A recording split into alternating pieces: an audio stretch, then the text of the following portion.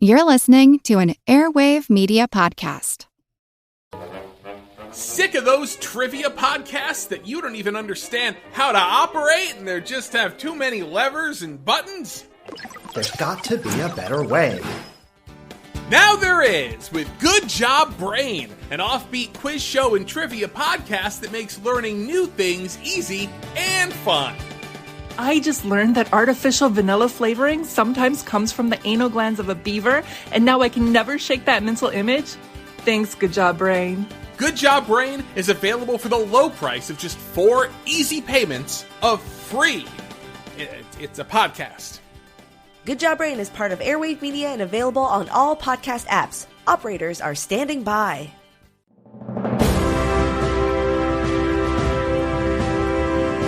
Hold your ears, folks. It's showtime. People pay good money to see this movie. When they go out to a theater, they want cold sodas, hot popcorn, and no monsters in the projection booth. Everyone pretend podcasting isn't boring. Turn it off. Turn it off.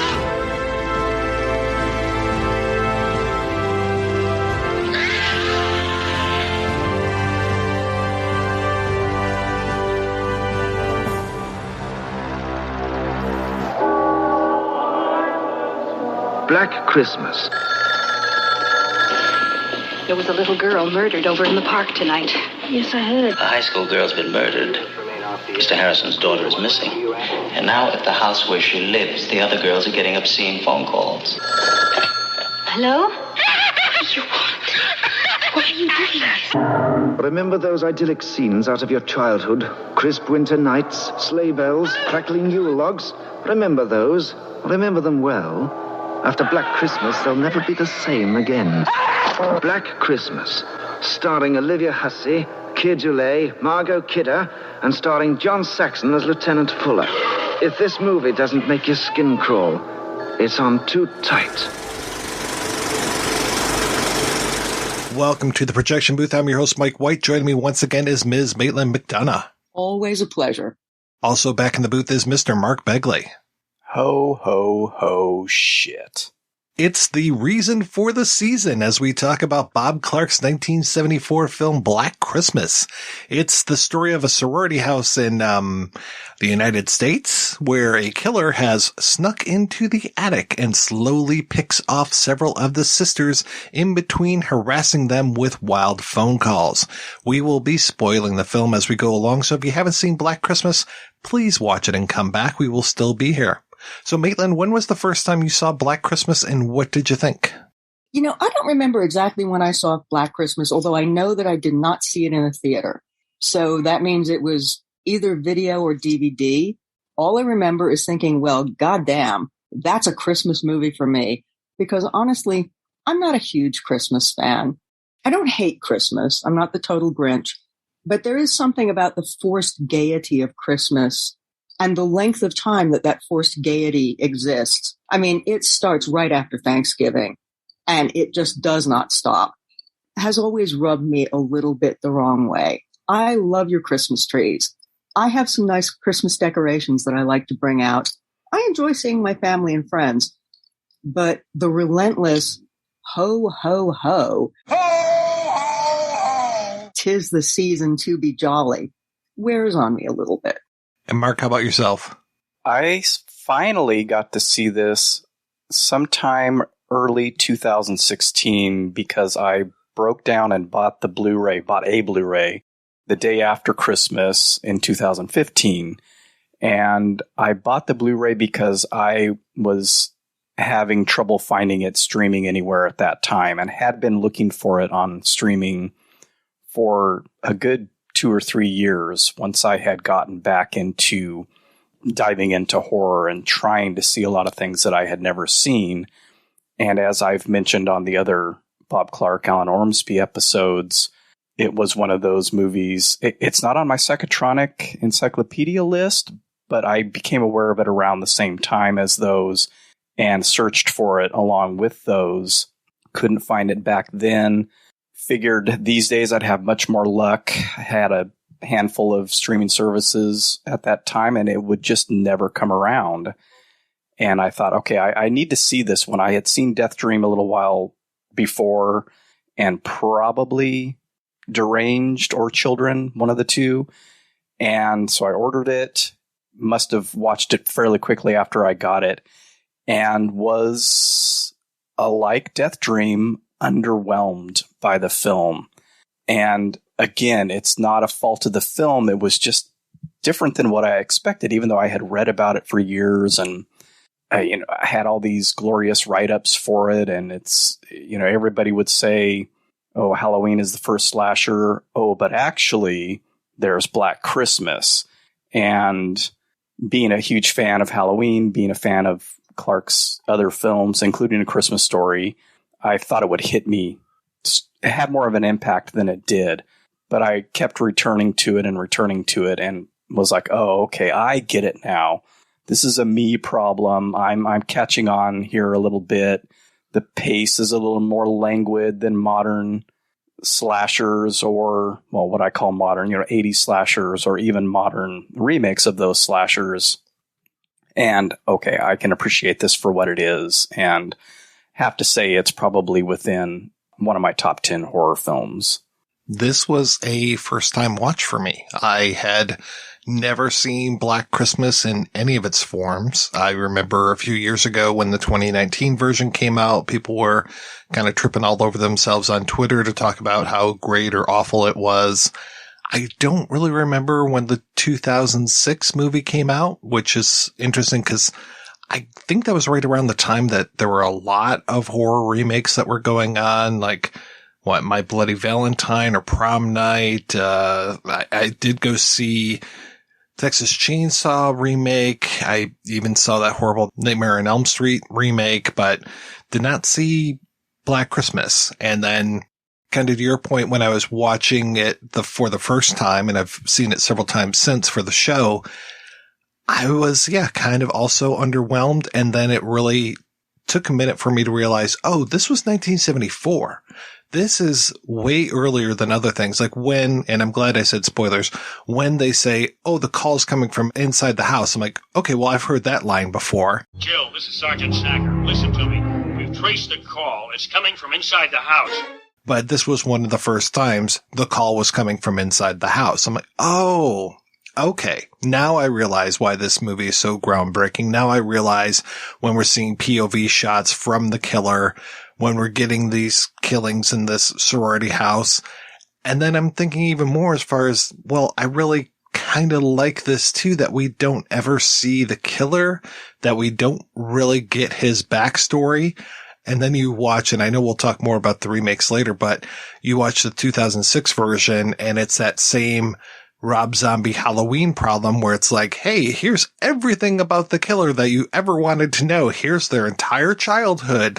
No, I don't need to know that much. And thank you for not telling me. Thank you for making Billy, the killer, be completely a cipher, and that you never really get his entire backstory. You can try to piece things together, but he's just basically a malevolent force living up in the attic. And I'm like, okay, I'm here for it. I like this. The thing that made Black Christmas stick in my head was that it was something I must have seen very early in the period of my life when I really discovered that I absolutely loved horror movies, that I loved everything about slasher movies, jolly, old school horror films. I had always liked them. I liked them as a kid, although what I liked was limited to what you could see on television when I was a kid. And I was a kid in the 60s and early 70s. So that was not the kind of thing you can see on television now. But those were movies that always stuck in my head and formed, I guess, my psychic landscape. And Black Christmas played into both that and the fact that, to be absolutely honest, I'm not a huge fan of Christmas. Christmas in my family was always fraught in one way or another, mostly in ways when you're a kid and it's most part of your life, you don't even know how to put your finger on what it is that's troubling you about it. But there was a lot of family conflict and a lot of things that went unsaid. And Black Christmas clearly tapped into that for me. It tapped into all those anxieties about holidays that you're supposed to love, that are supposed to be a time when everybody's united in enjoying this holiday. And yet there's a whole bunch of stuff that a lot of people aren't enjoying, that makes them anxious, that puts them on edge, that makes them wish that this holiday were over so we could get back to normal life. And I think that that's the root of why Black Christmas really spoke to me in a very powerful way. And even looking at it now, when I have all kinds of knowledge that I didn't have then, it strikes a real note for me. Well, and you get that a lot from the characters, and we don't have a huge group of characters, but they're all experiencing problems during this time. We have Claire, who is dispatched first and doesn't have much screen time, but she's concerned about introducing her boyfriend to her family. And we understand why that is once we're introduced to her father. And then Barb is abandoned by her mom, and they obviously have a strained relationship. And we get all these nuggets of their background so quickly in the film. And I think that's stuff I didn't catch first. And like, these characters are so well-rounded with just the minimal amount of effort from the script to the direction to the acting. It's there, but you have to be thinking about it. And of course, Jess with her unwanted pregnancy. And this is all going around when, it's Christmas break and we're going to go skiing and we're supposed to visit our families and be having fun. And really none of these girls are having fun right now, except maybe Phil.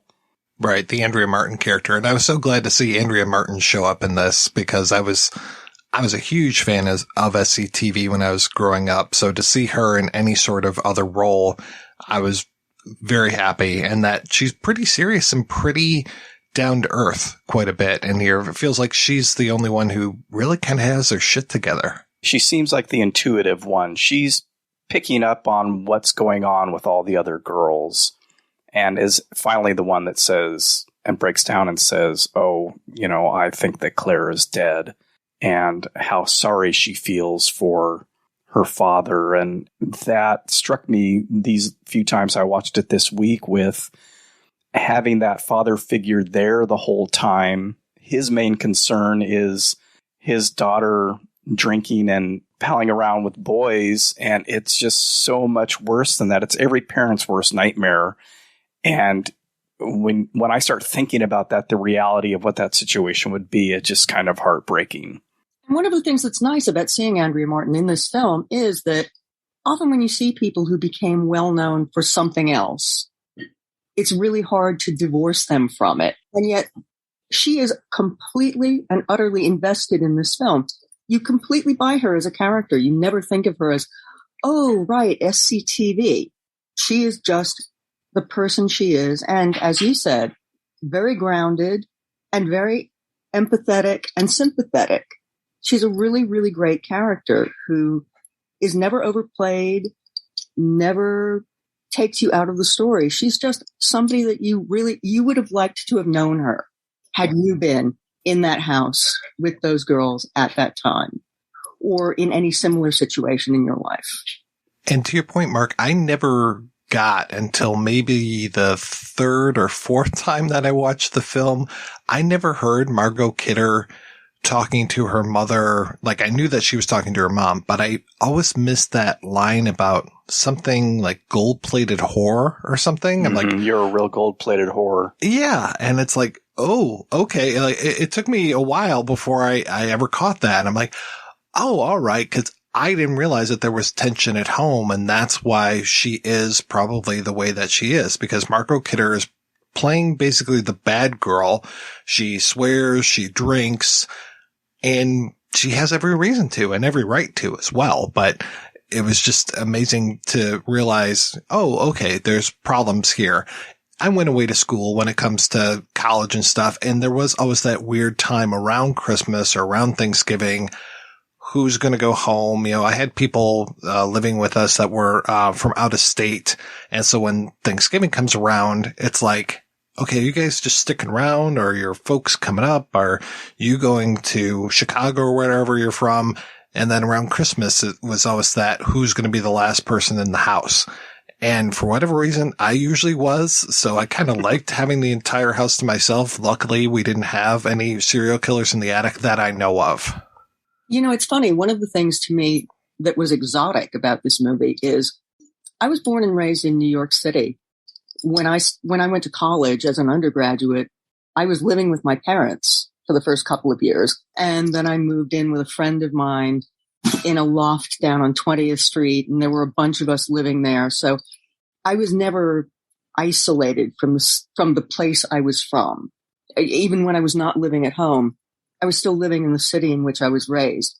So that entire idea of going away, not only going away to college, but living in a sorority house or a fraternity house or in some other kind of on-campus housing was completely alien to me.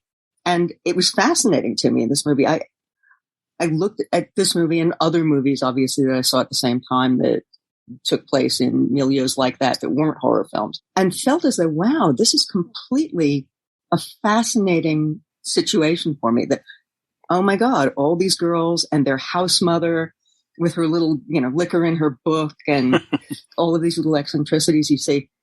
I could hardly imagine what it would be like to be in that situation, period, let alone in that situation when lots of people have gone away for the holidays already and there is something very, very scary going on, namely that there's a killer in your house who's targeting you and your friends.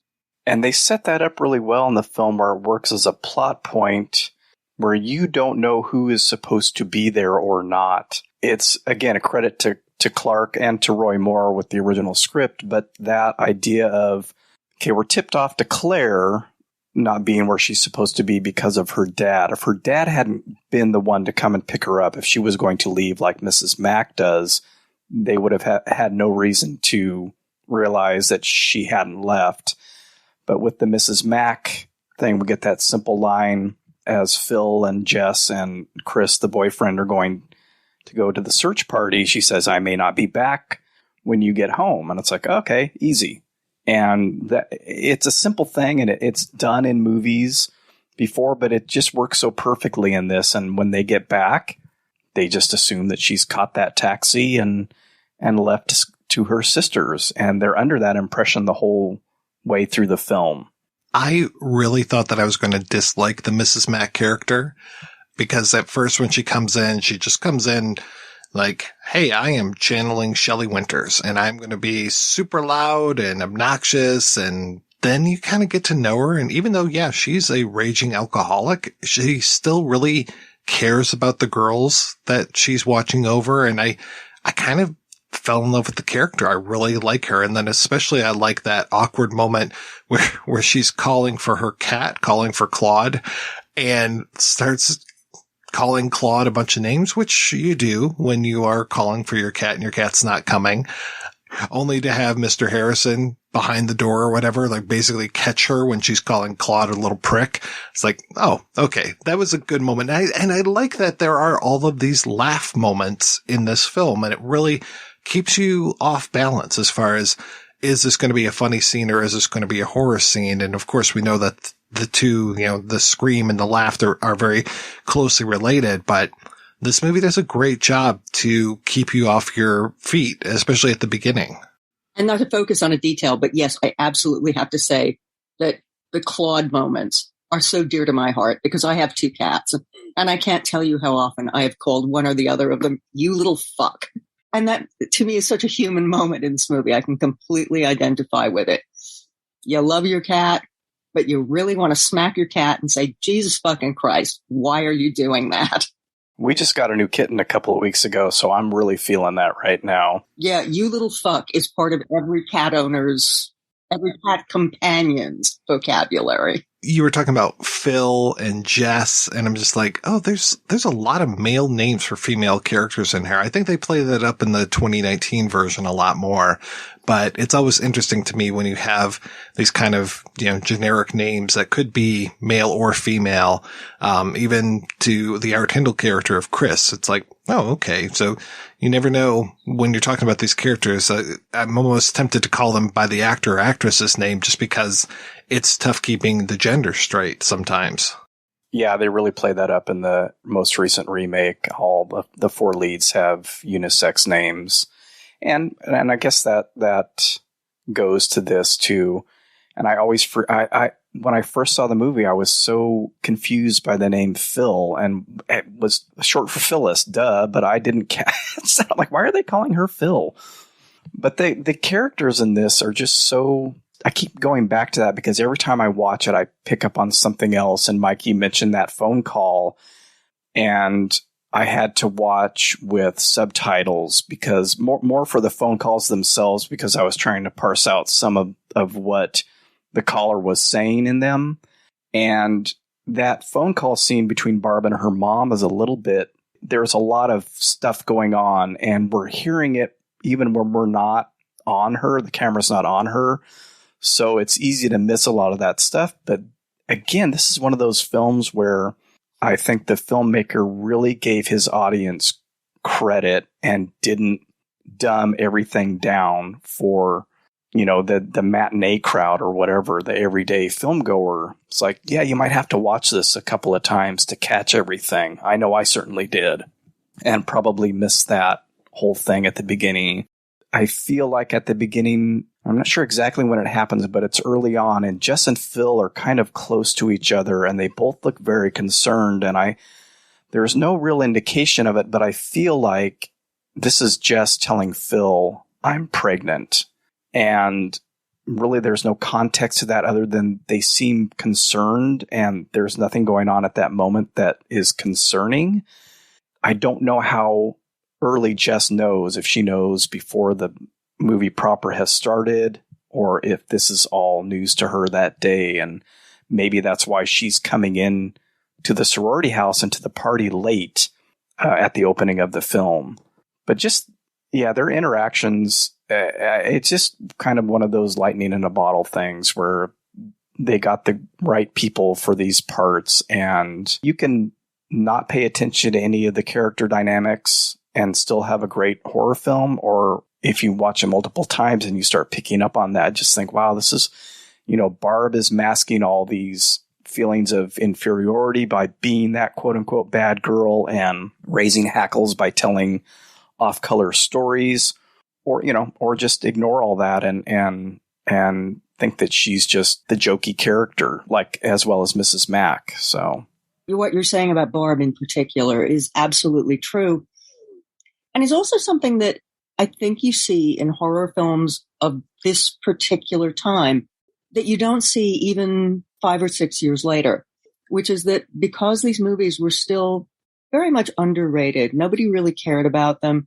Nobody was talking in any serious way about, well, what these stalk and slash movies were about, other than they're movies for people who just want to see a lot of people get killed, a lot of girls particularly, killed in a gory way on screen. I think they were afforded a freedom to play with characters, to play with subtext, and to talk about particularly things involving women, the way in which women are affected by being vulnerable, the way in which women are targets, the way in which women are frightened of things that men aren't frightened of.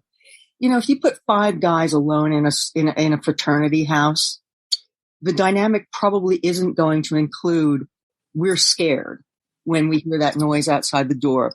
We're alarmed when we see that shadow outside the window, because they're guys. They don't have specifically that fear of sexual violence or that fear of just being targeted by a masculine hostility against women. And I don't want to turn this all into a discussion about misogyny, but misogyny is something that looms large in horror movies generally. In a movie like Black Christmas, which on its surface looks as though it might be a misogynistic movie about a bunch of women, pretty young girls, in an isolated place being victimized, actually isn't. It, in a lot of ways, is a discussion about that fear of violence and how individual women in this context react to it. There's Billy, the killer that's in the house. Oh, Billy. But I don't think that Billy is involved with the killing of the little girl. So I think that there's that external threat of violence as well, because that's another plot point that we have going on, is that there was a little girl murdered in the neighborhood. Now, I could be wrong. He could have murdered her on the way to the sorority house, but it feels like that might be a whole separate case unto itself, which is just another, yes, violence happens against women, be they Mrs. Mack's age or all the way down to a little girl who is going to school. I'm completely with you on that. And that is something I hadn't thought about until I watched this movie in preparation for this discussion. I had completely forgotten that little girl who was killed in the park. And I'd also, frankly, forgotten Mrs. Mack. The fact that this violence against women completely covers the age spectrum. The little girl, it's an older woman who is a matronly figure and is not particularly sexualized. And it's all these pretty girls living in the sorority house. It is very striking. And not only do you have to worry about violence coming from outside, from these unknown forces, but that they use Peter, the Care Delay character, as this red herring throughout it. I mean, he gets unusually angry, especially when he starts smashing the piano. Oh, I'll never get it. Never. Oh. I mean, I know he's got a lot of pressure from the conservatory that he's enrolled in, but then he now has the quote unquote pressure of Jess wanting to abort their baby, and he seems like a loose cannon. I mean, there's a reason why he's a great red herring, because you don't know where he's coming from. And Care Delay, he's got that calm demeanor. So when he starts being threatening, when he is calling her crying and all these things, or there's a reason why he makes this perfect red herring, because you don't know where this guy's coming from. There is a moment where it's like, is he going to possibly hit Jess? Is he that upset that he's going to smack her around? Is he that much of a loose cannon? Is he that much of a loose cannon that he could be murdering all the girls in the house? Possibly. He obviously isn't at the end of the movie, and even throughout the movie, it just doesn't add up. But there's a good reason why they put him in that position. I also like the fact that it's Care Delay, who is incredibly pretty. And that just plays into that gender role thing that's going on throughout this film. He's not the big butch boyfriend. He's not the football team boyfriend who's upset about this. He's not androgynous, I would say, but he is definitely not your big, tough boyfriend. And yet his hypersensitivity about this whole issue of pregnancy and whose agency counts for more in this situation is made kind of ambiguous by the fact that he is as pretty as he is. And he has the 70s long hair and a very slight build. He's tall, but he has a very slight frame.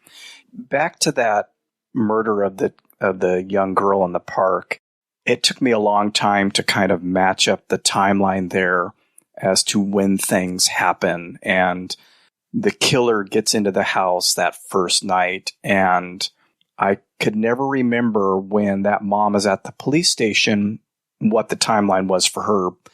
It's the next day, and the girl goes missing that day. And that always kind of makes me think, yeah, it's probably not him. It's very possible that he could sneak out of the house, but it's daylight at this point. So I don't know. I like the idea that, yeah, this is not him. And to your point, Mike, there's violence all around. And we were just starting to get into that in that time period of the early to mid 70s. There were serial killers active. We may not have had a name for it, or it may not have been widely reported like it is today, or even just a few years later with Ted Bundy, who would kind of play a factor in the airing of this film at one point. But it's scarier to me, and I kind of like that idea of having it be a little bit scarier, that it's completely somebody else. That also made me think, when they get that first phone call from Billy, or the first phone call in the film proper, and Jess says, it's him again, the moaner. And I'm like, well, is it the same guy that's been calling before? It may or may not be. There's no real way to know from the context of the film, but I kind of like to think, no, they've just been getting obscene phone calls, because that was definitely a thing in the 70s. I received obscene phone calls in the 70s. A lot of people mistook me for my mom when I answered the phone. So I think they thought they were talking to a girl and I would just hang up. But that was a thing. A lot of people got their kicks that way in the 70s. So. And if they were talking to your mom yet, that's really awful. Right. Yeah. So, I don't know. I kind of like to think these are all separate events. And that's just another, whether it was intended or not, it's another angle that makes me appreciate the script and the film itself so much more. This film does capture something that was very much of the 70s, which is that there was a shaking up of gender and sexual norms that made a lot of people very uncomfortable.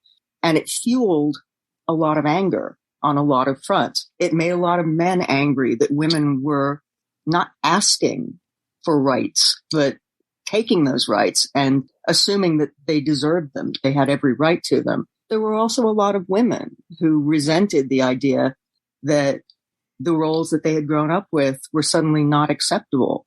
There was a very serious anti-feminist backlash at that time. All of that was very much in the air.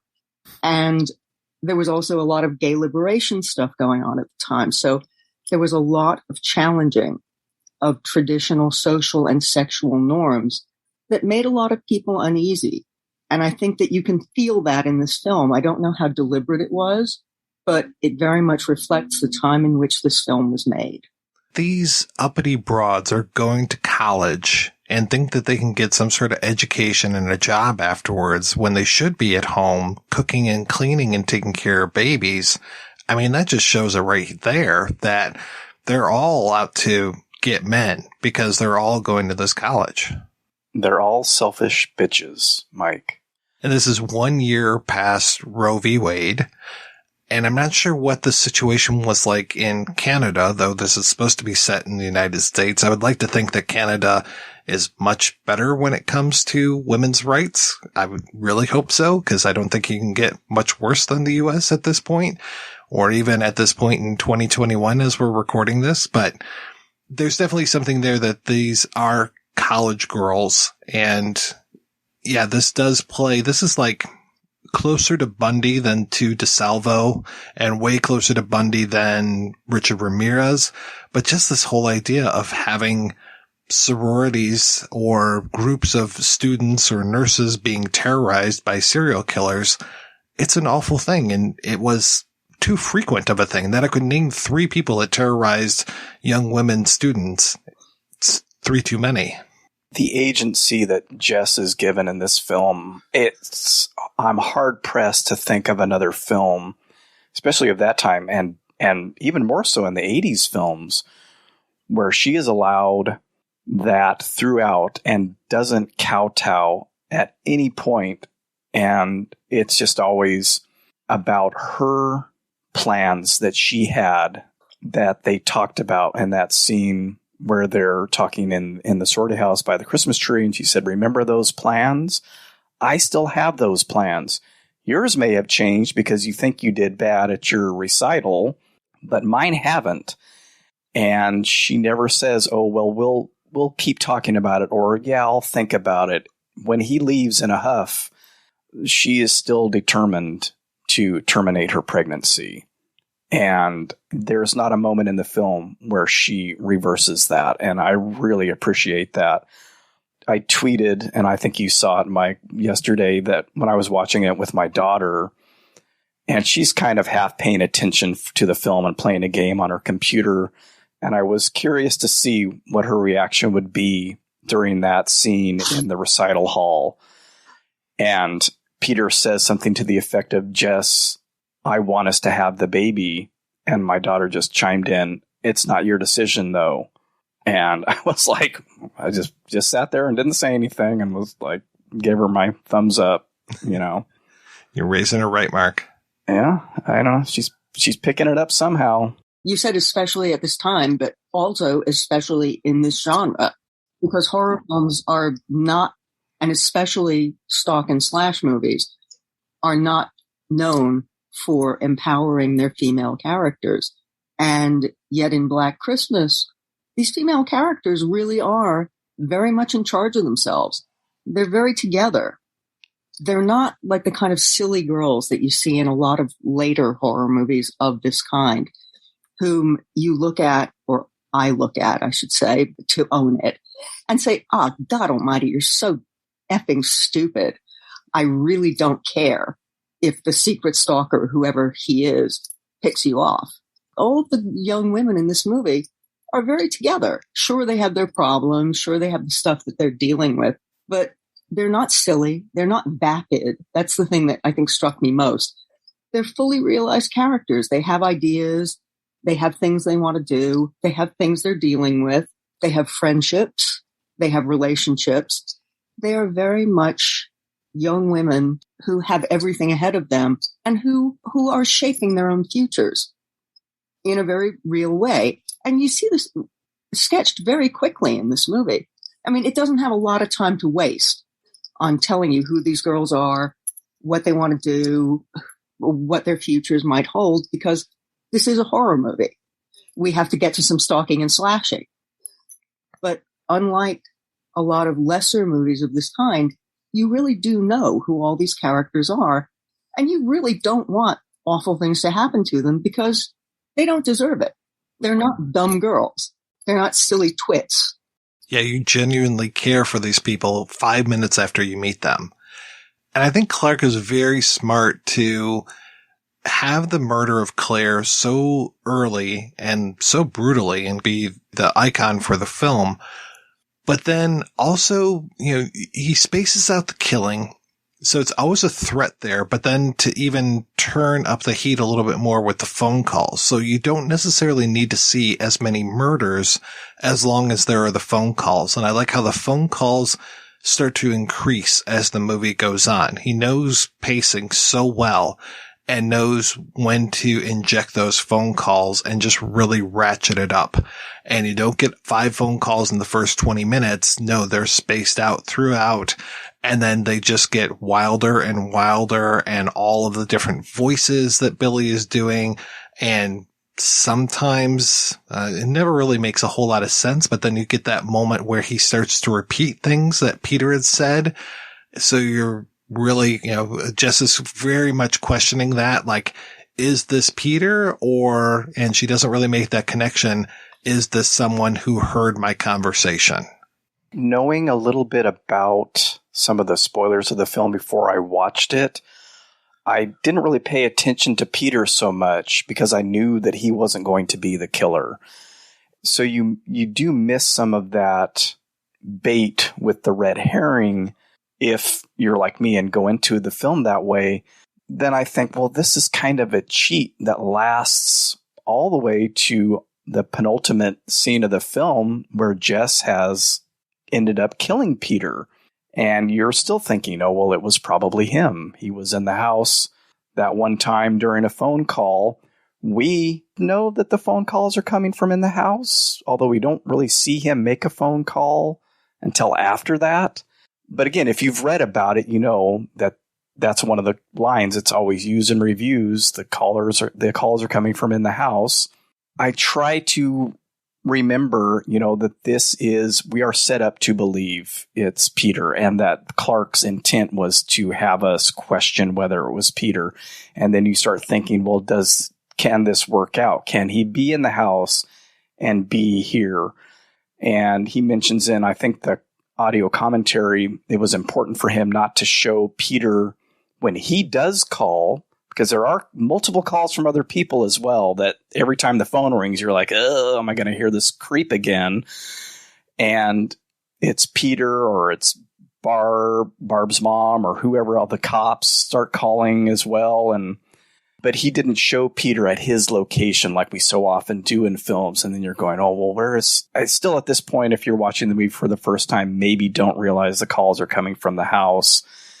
But to not show him where he is smart, because then you can think, at least at that point when he comes down the steps after a call, oh, maybe it was him. That whole thing with the phone... Not to get into the sequels too much, but I kind of like how they broach that with the current technology.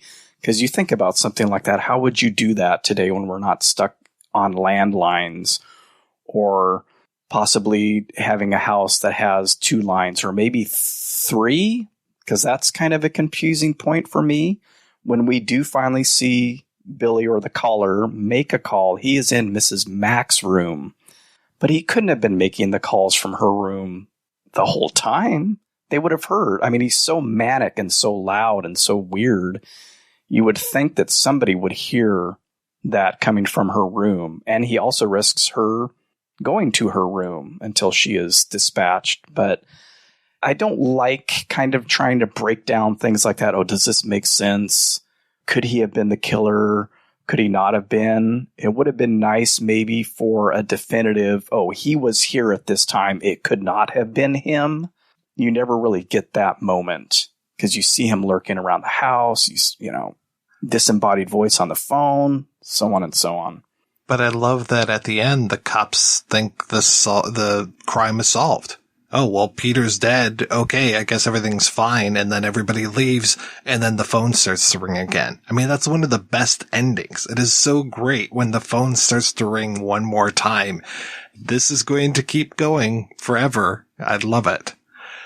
As far as the logic goes, I was like, well, how does he know the phone number of the phone downstairs or what the line is?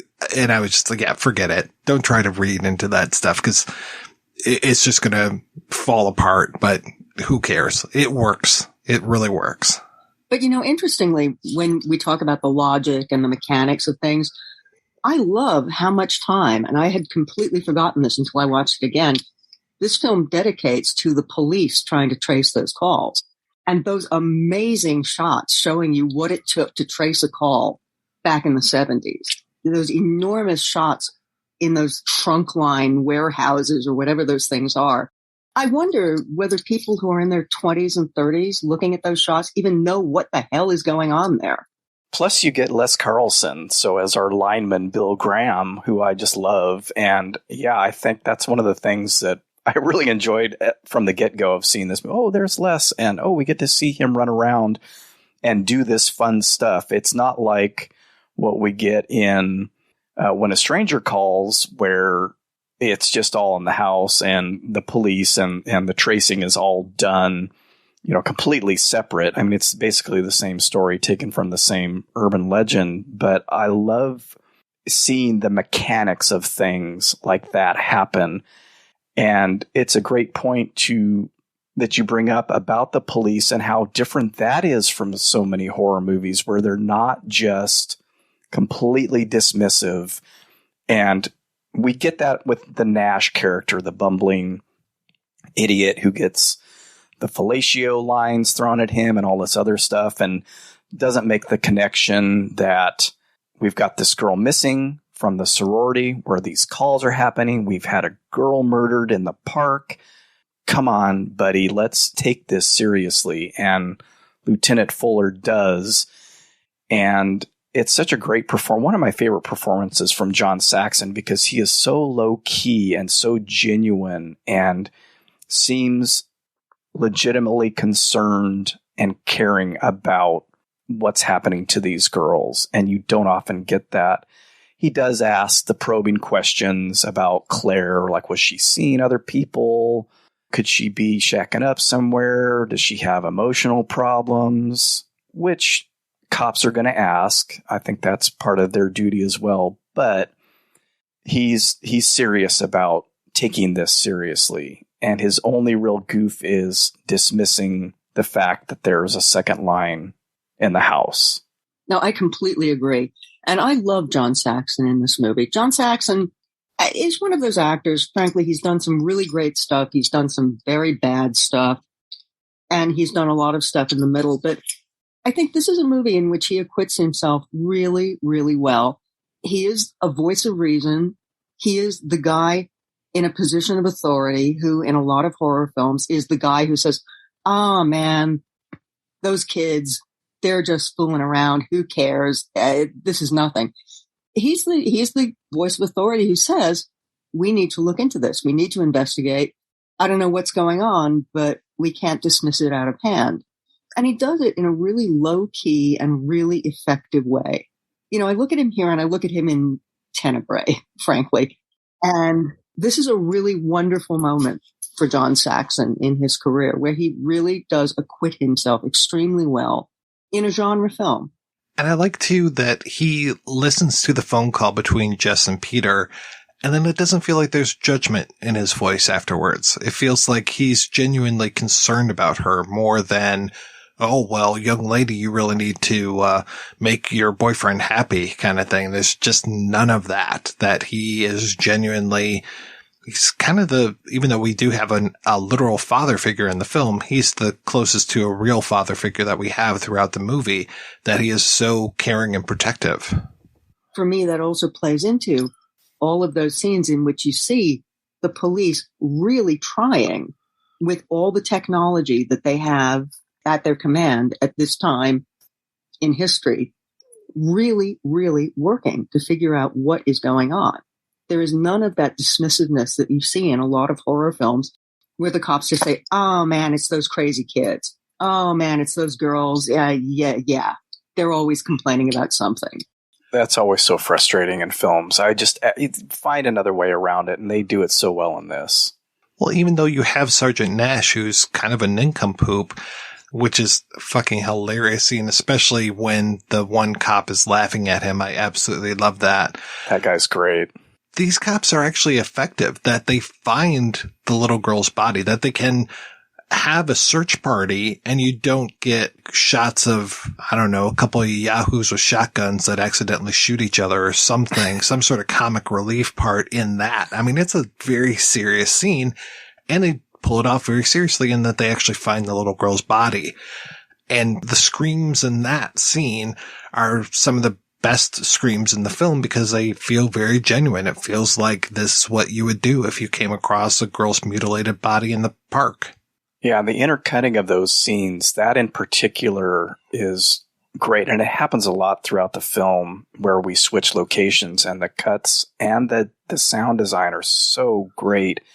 And I think we go from up in the attic, either right around the time Mrs. Mack is getting murdered, and then we get screams, and it's the girls in the park discovering the body, and then the mom comes up after Mr. Harrison, who is, of course, falsely relieved that it's not Claire, and the mom comes up and she opens her mouth to scream, and then the phone rings. So it's the phone ringing versus her, instead of her screaming.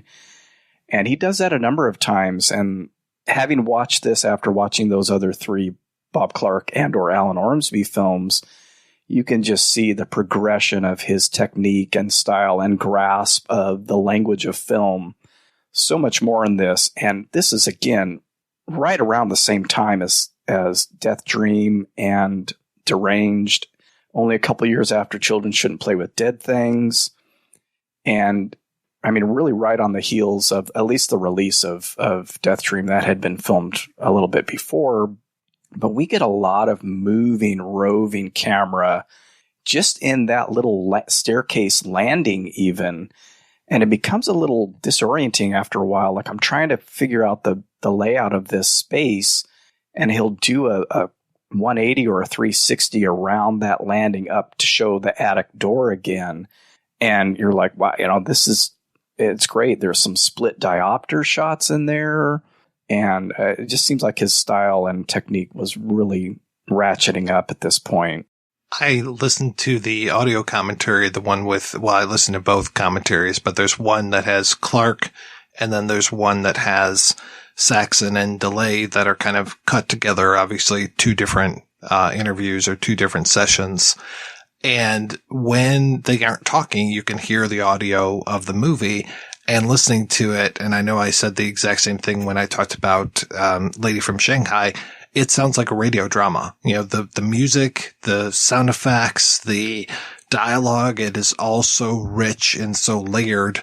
And I love with this one too, you always have like Christmas carols low in the background or the amazing score. I love that Peter, the piano player, really kind of informs how the score goes because there's so much piano and so much deconstruction of piano sounds to this. I think it's probably one of the best scores for these Clark films. And so far we keep saying like, oh, the score is amazing for these. Also, the use of Christmas music in this film is exceptional. It's very easy to do a cheap use of almost any Christmas song you can think of. But in this film, those songs are so thoroughly integrated into the flow of the film that they never jump out at you. They never jump out and make you say, "Oh man, God bless you, merry gentlemen. Wow, that's a cliche." It never works that way because it is so seamlessly blended into the visuals, into the camera movement, into the way that this film is put together. It's really remarkable. And they tend to be inherently creepy if you tweak them just enough, or even just have them playing low. And I think it's another one of those aspects of the film that just ends up working so well as a plot point to have Jess pulled away at just the right time by these carolers, whose rendition of that carol is just amazing, for one thing. And at the opening with the Silent Night, which I believe he uses again in A Christmas Story, I think A Silent Night is used there as well in kind of a similar nighttime scene. I noticed when I played this with subtitles, it's like a second or third verse of that song, which, usually if you go to church on Christmas, which I, did for years, you don't necessarily do the second, third, and fourth verses. But I was kind of struck by the lyrics in that part of the song and wrote it down. It says, "Shining where the mother mild watches over the holy child." And it may again be completely just by happenstance, but it goes to Billy's calls and it goes to Jess's situation. And obviously Christmas songs are about the birth of Jesus, but having that mother-child lyric in there just struck me this time as, we're dealing with that throughout the film. And what is the deal with quote unquote Billy and Agnes and the baby and what happened? And that I like that it's still kind of a mystery to me, even now, having watched it multiple times in the past and 3 times this week. What is he talking about having happened? Like you said, Mike, earlier, we get way too much of that in the 2006 remake. And I like that I'm still thinking, well, did he kill the baby? Or is this a sexual assault like it appears at one point? Or what exactly is going on? Or is it just the ravings of a madman? He does say at one point, it's used a couple of times, the line, "Don't tell them what we did, Agnes." That's the thing that kind of makes me go, oh, this might be something else. This might not be an accidental or even purposeful killing of a baby out of jealousy. This may be icky stuff. And I have to say, the icky stuff that I always think about is incest. Right. That's what I'm kind of beating around the bush about. And I don't know. I'm like, is that what we're talking about? Or again, is it just ravings? Is what he's relating a story? Is it a story about him? Or is this just weird stuff that he's throwing out there to freak these girls out? Because they are freaky calls. I think the use of the multiple voices is probably really the freakiest part. I don't know if it's the content or the form that is stranger. I think it might be a mix of both. And I think they do a really good job of playing with that and having the voices change so that it feels like, and I know for a fact that they didn't have just one person doing the voices, that you could switch over to another voice and layer things on top of each other. Because it is, I was talking about radio play. Those phone calls themselves are just like little mini movies or little audio dramas throughout the entire movie that you just put in there. And it feels like it is telling a story. It feels like we are getting a linear narrative through there, but yeah, it's not very clear. And yeah, I was thinking incest as well. Even before I saw the 2006 movie, I was like, okay, it feels like Billy and maybe his little sister Agnes, and maybe they had a baby, or I'm not exactly sure, or maybe there was an abortion with that, or I don't know. Krabappel and Principal Skinner were in the closet making babies, and I saw one of the babies, and the baby looked at me. But it definitely felt like Billy had a relationship with Agnes, and it was not a good thing to have happen. I'm completely there with you, because to me, and I haven't seen either of the other films, I've only seen this one, there is something deeply family oriented, and I see incest all the way through it, frankly. It's extremely insular and extremely close, and all those shots of the attic emphasize that to me. It's that we're all trapped in here together, and it's a repeating cycle of some kind. I suspect that that probably is the thing that I found disturbing when I first saw this movie all those years ago, but didn't parse and articulate for myself. But I think that that is what made it stick with me the way it did.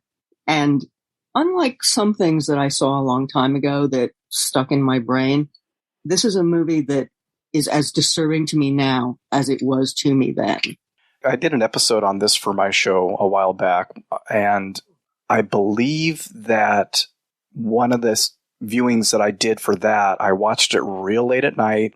My wife and daughter were asleep. All the lights were off, and I just put it on as a lark. I may not even been preparing for the episode. I think I just did it to watch it.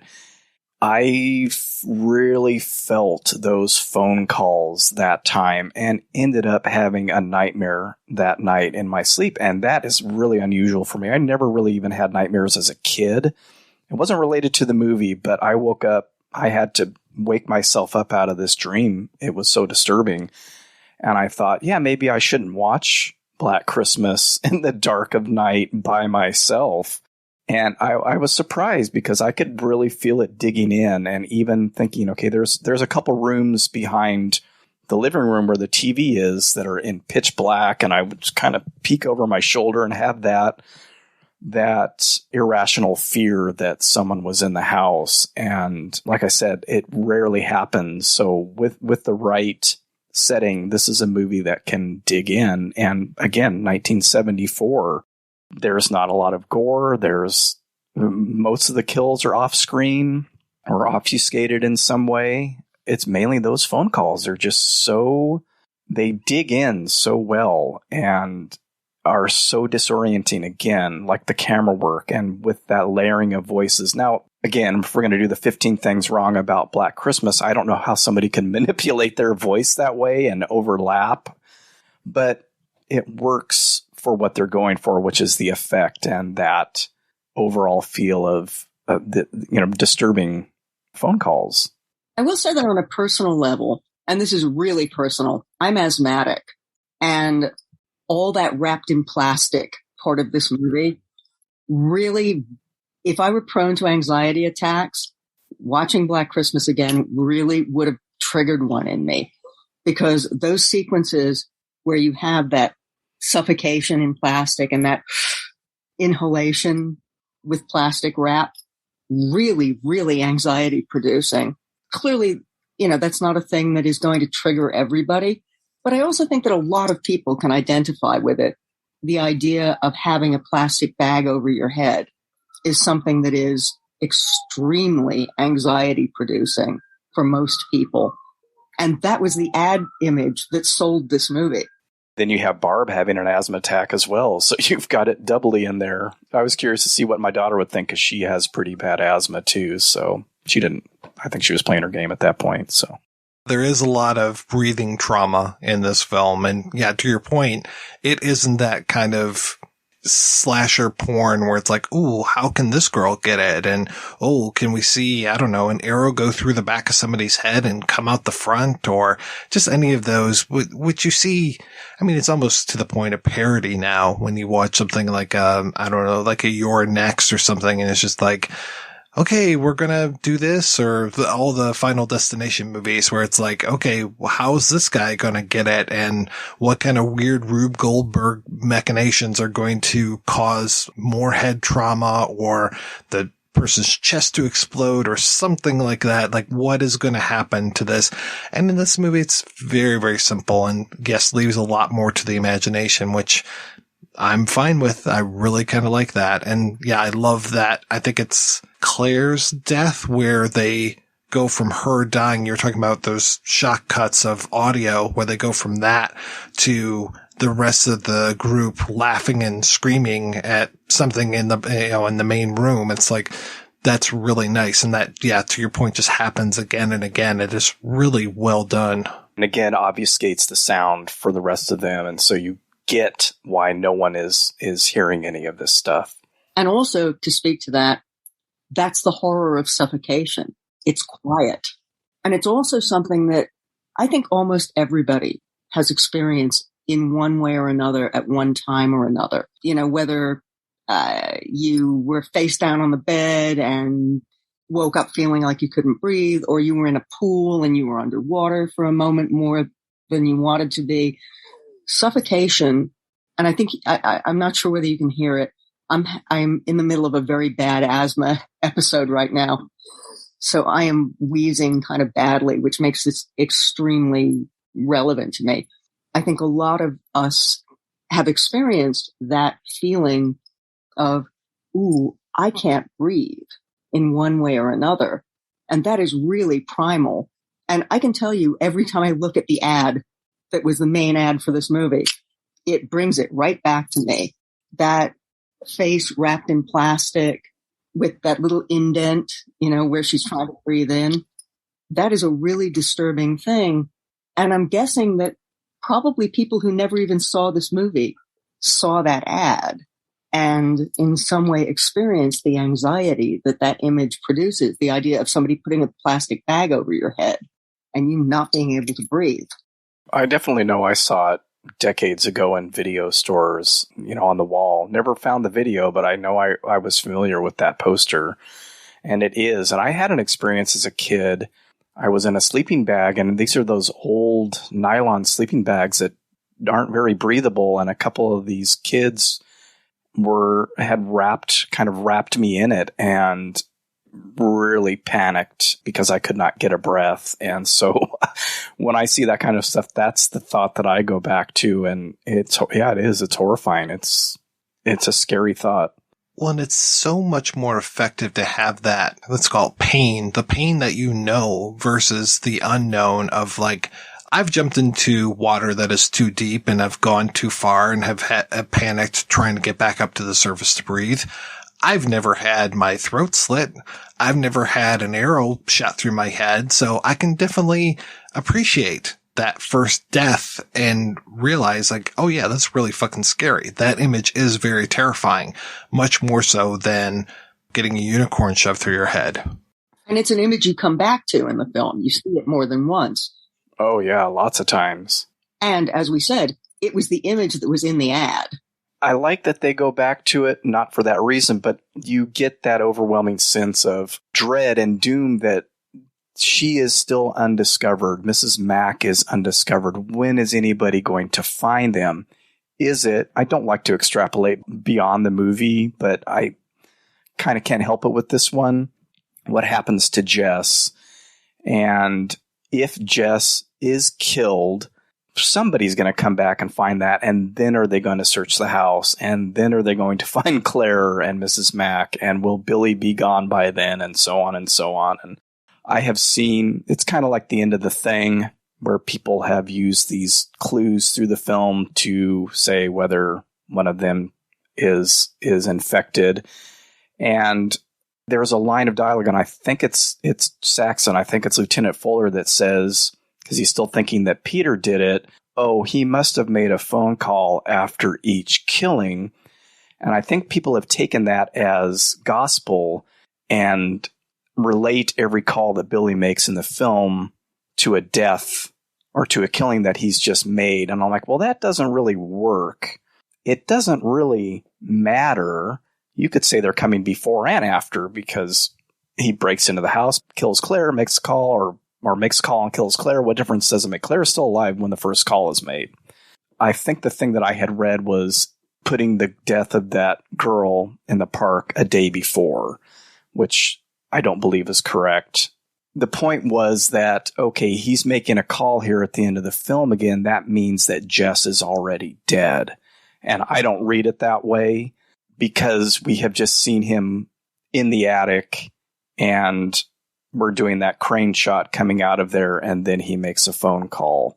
I don't think enough time has passed for him to come down and gone in the room, killed her, et cetera, et cetera. But again, it doesn't matter. You know that it's highly likely that something is going to happen to Jess at this point. But they could get out of it easily if they were to ever do a sequel. So, since it's not shown. All right, we are going to take a break and play a trio of interviews. First up, we'll hear from Simon Fitzjohn, author of Bob Clark, I'm Going to Kill You. And then we'll hear from actor Art Hindle. And last but not least, we will hear from David Hastings and Paul Downey, authors of It's Me, Billy, Black Christmas Revisited. And we'll be back with all of those right after these brief messages. Sick of those trivia podcasts that you don't even understand how to operate and they just have too many levers and buttons? There's got to be a better way. Now there is, with Good Job Brain, an offbeat quiz show and trivia podcast that makes learning new things easy and fun. I just learned that artificial vanilla flavoring sometimes comes from the anal glands of a beaver, and now I can never shake that mental image. Thanks, Good Job Brain. Good Job Brain is available for the low price of just 4 easy payments of free. It's a podcast. Good Job Brain is part of Airwave Media and available on all podcast apps. Operators are standing by. How to continue a television series after a major actor has left the cast. Part 2. The Blake 7 Method. Remove the character from the script. Introduce a new replacement character. Eventually, few of the original characters will be present, and the series will barely resemble its original form. For more about British science fiction television, listen to the British Invaders podcast. www.britishinvaders.com. The bunker thriller American Refugee is now available on digital and on demand. In the midst of societal collapse, the Taylor family's last chance of survival is a neighbor's bunker where their fate lies in the hands of the family patriarch. When tensions rise, who can be trusted? Buy or rent American Refugee and watch it today, unrated, from Paramount Pictures.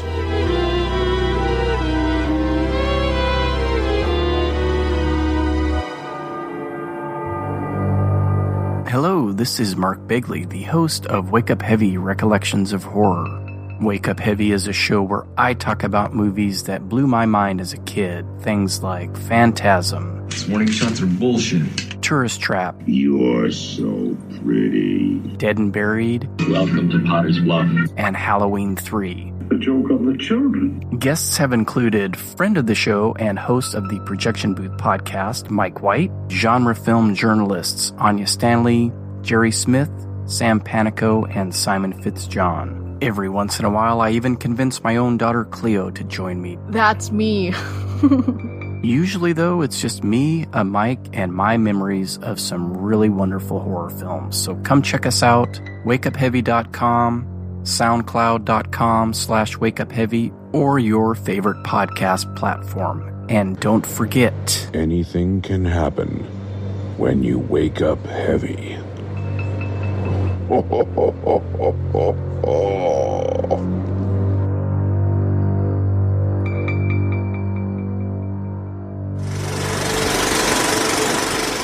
Welcome to the interview portion of the show. First up, we're going to hear from Simon Fitzjohn, the author of Bob Clark, I'm Going to Kill You. Simon Fitzjohn, tell me more about you and especially how you got into film writing. Well, it's always been a passion of mine. Like, film has always been a passion. And I think the passion for horror came from my parents, without a shadow of a doubt. I suppose that may be the case with a lot of horror fans, that they're sort of reared on it, if you like, from quite a young age. But yeah, I mean, the pivotal film moments for me when I was a youngster was I had a younger brother and we used to sleep in bunk beds. My sort of mum was a huge horror fan, more than my dad was. But they used to go to horror films together when they were dating, as you do. But my mum always kept that passion for horror going. But as I said, she wasn't a fan of the genre in terms of, I must go and see the latest John Carpenter movie, or I must go and see, the latest Argento.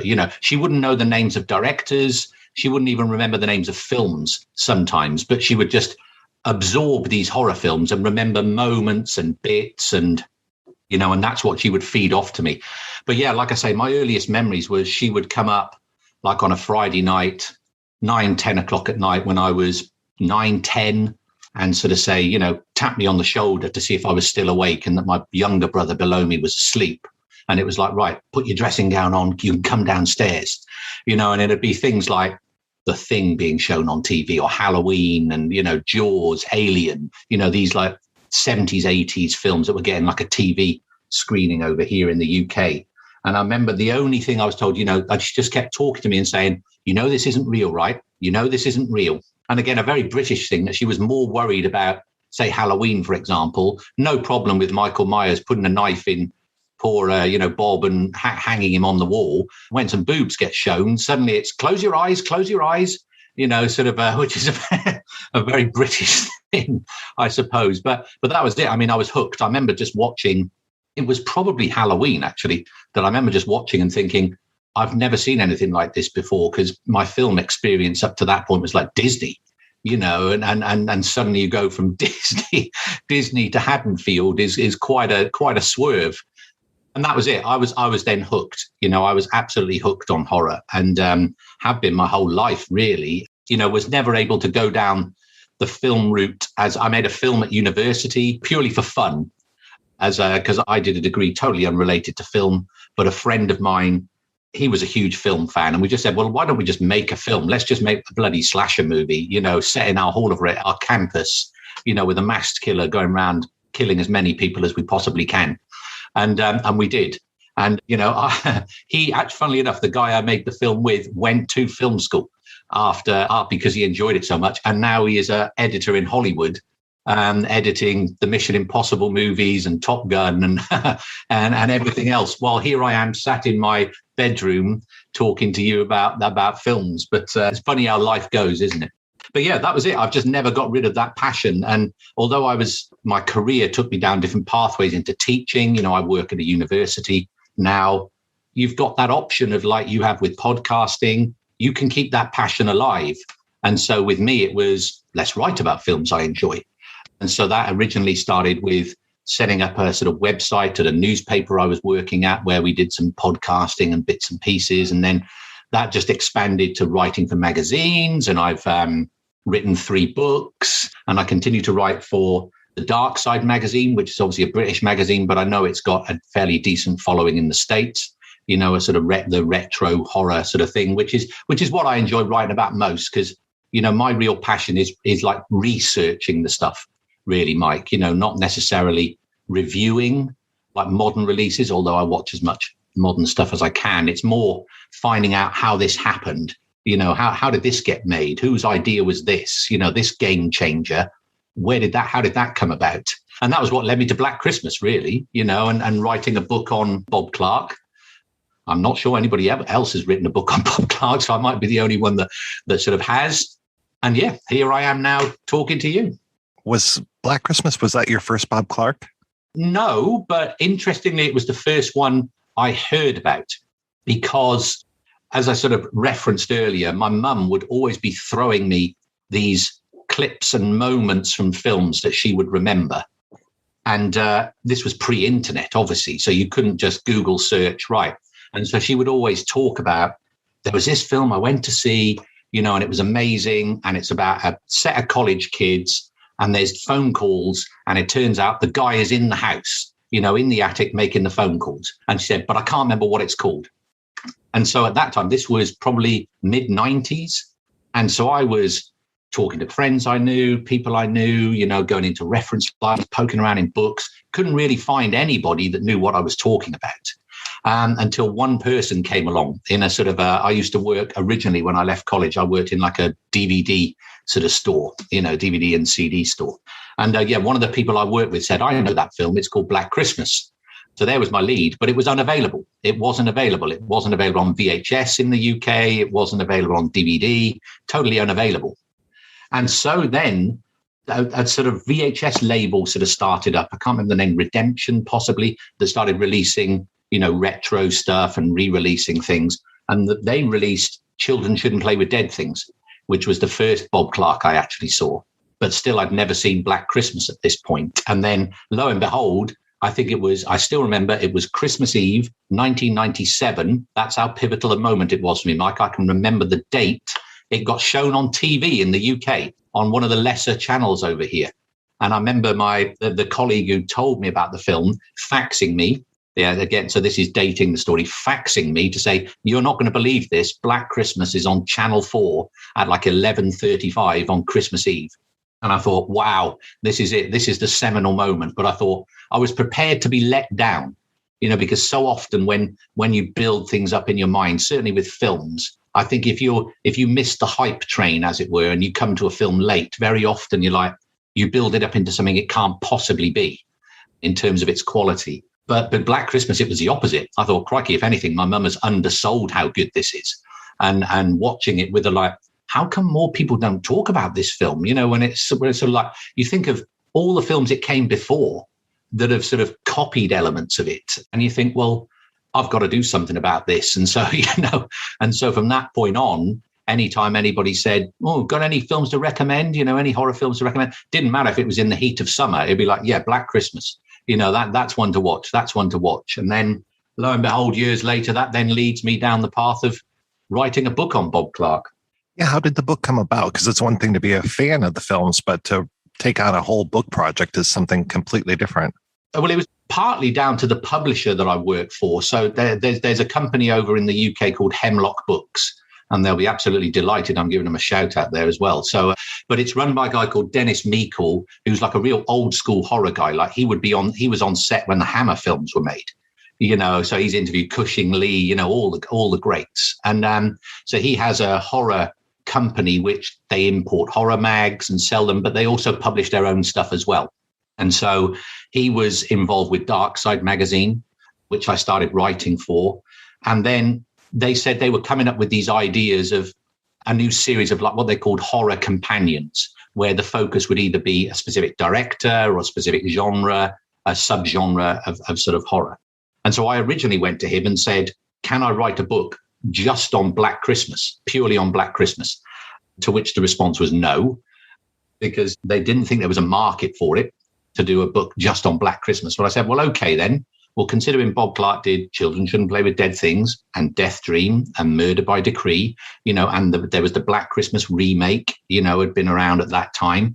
And then there was lots of other offshoot bits and pieces, Deranged. There was a bit of Popcorn you could work in, that the 90s film.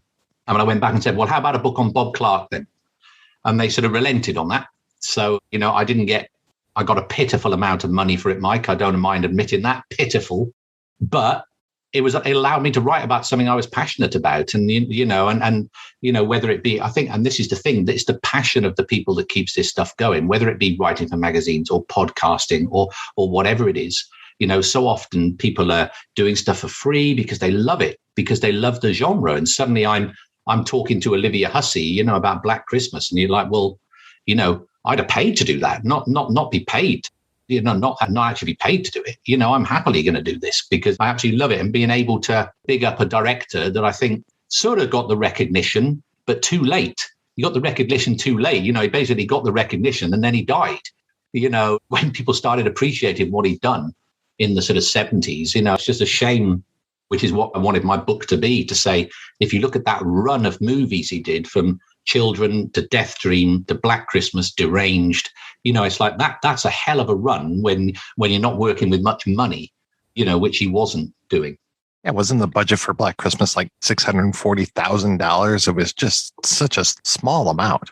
It is, but interestingly, Bob Clark said that was, quote, a monumental amount of money. Because, when you think the previous films he'd done, Children Shouldn't Play with Dead Things was done for about $100,000, and then Death Dream and Deranged were both around the 200,000 to 250. So suddenly you've gone from 200,000 to triple that for Black Christmas, and as he said, what it allowed him to do was get people on board, involved in the film, certainly the casting of it, that if he was making a $200,000 film, probably wouldn't have happened. So, and from watching the film, they get every last penny out of it because a lot of it is so enclosed. They lucked out, well, not lucked out that because they found it, but the house sells the film. If you find a house like that and they can dress it up like they did and put sort of camera tracks all around and just have that camera moving around, you don't need expensive effects. You don't need millions of dollars because it's gritty. It still has that grittiness about it. I literally watched it again last night for the God knows how many times I've watched it, and I was still watching it, thrilled by it. I remember watching it last night again, saying, I was just shaking my head time saying that this film is so bloody good. So good. It's so good. It's like, it still gives me the chills now when those, when the phone calls start and the Carl Zitra piano scraping sounds come in. I think like this film absolutely nails it. Absolutely nails creepiness. Totally. It's an amazing cast in there, and a lot of faces I wouldn't necessarily expect. I was very happy to see Andrea Martin in there. Yeah, exactly. And that was one of, I think, either a first or second film. I think she certainly hadn't done much, and she only stepped in as a late replacement, actually, because I think it was Gilda Radner was going to originally play that part. And then there was a couple of examples of that with people being drafted in last minute. John Saxon, for example, he got drafted in literally 2 days before filming started, because the original Lieutenant Fuller, they had an actor called Edmund O'Brien, who was Oscar winner, veteran actor. And they cast him. He was agreed. They met him at Toronto airport, took him for dinner, and realized he had the early onset dementia. And so it was like, they said he didn't, when they met him at the airport, he didn't seem to know where he was, what he didn't know the lines. And it was like, oh my goodness, we can't have this guy, we can't have him. And now luckily for them, John Saxon had originally tried out for the role and been turned down. So they went back to John because he was friends with Carl Zitra, actually, John Saxon, and basically said, look, if you want the part, it's yours, but it means you've literally got to get on a flight to Toronto like now. And he said that he arrived, went straight into makeup, and then 2:00 in the morning, he's doing the scene in the park where they have the search party, and he's got the megaphone saying there's going to be sets of dogs, and there's going to be, that's literally 5 minutes after he landed. He's doing that. But you wouldn't know, would you, from his part? He's so good at it. He's so good in it as well. When you talked about how this movie presaged so many other horror films, and as I'm watching it now in 2021, I'm just like, oh, which came first, him in that role or him in the same role in, what was it, Nightmare on Elm Street? Exactly. I mean, he's just a great actor, and I think I think I wrote in the the chapter that I wrote on the book, I said it's rare to see a horror film where the acting is so strong across the board. There isn't really a dud performance there. You've got Olivia Hussey, who's phenomenal. Then you've got Margot Kidder, who's not the comedy character, but she certainly gets a lot of laughs out of her character. And you've got Keir Dullea, it's just an incredible cast. It's they like to use that phrase ensemble and throw it around a lot, don't they? But that's very much what it was. And I think what helped with the film, and certainly from Bob Clark's perspective, when you speak to the cast, is there weren't any real egos on the set, certainly not from Bob. Basically, I know Margot Kidder said that with Barb, her character, it was basically Bob would say to her, look, as long as you say these lines roughly, I don't care what you add to it. You can swear, you can do whatever you want, just make the character your own, as long as you hit these points, these plot points that need to be explained in the sort of script. But apart from that, just do what you want. She loved that. She said she absolutely loved it, having that freedom, especially with like the scenes on the phone and sort of, it's just great stuff. Bob was always keen to, modest, I suppose is the word I'm looking for. He was a modest director. He was very easygoing.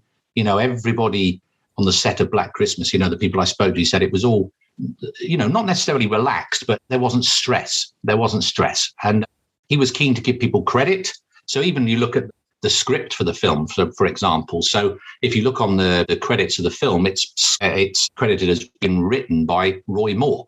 Is credited as writing the film. Now, Roy Moore, he came up with what was the original version of the film, which had been knocking around the studios for about 3 years without anybody taking it and biting on it. But originally it was written very differently. It was originally written as a film called The Babysitter. And then it was about a psychotic who was stalking people at the house of his former doctor or his doctor. So it's a similar sort of idea, but the characters and the concept was sort of different, if you like. And it was Bob that stepped in and said, no, what we're going to do is we're going to make this college kids, and it's going to be a sort of sorority house, and it's this, and there's going to be no doctors involved.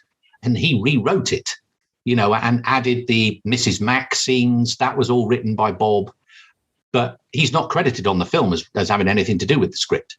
He just let Roy Moore take the whole credit, which again is, you've got to be comfortable within yourself, I think, to be able to just sort of say, well, look, I don't need the credit for this. You take the credit for it. It always felt like Clark liked to work with the same people and just kind of evolved like his regular cast of characters behind the scenes and even in front of the camera. I know Mrs. Mack was the same actress who was in Deranged. Were there other people that kind of held over from previous films into Black Christmas? Not so much into Black Christmas. I mean, obviously you've got Carl Zitra who did the score, who did the score for all of those early films, but not really. I mean, you didn't, like, Alan Ormsby wasn't there in any shape or form.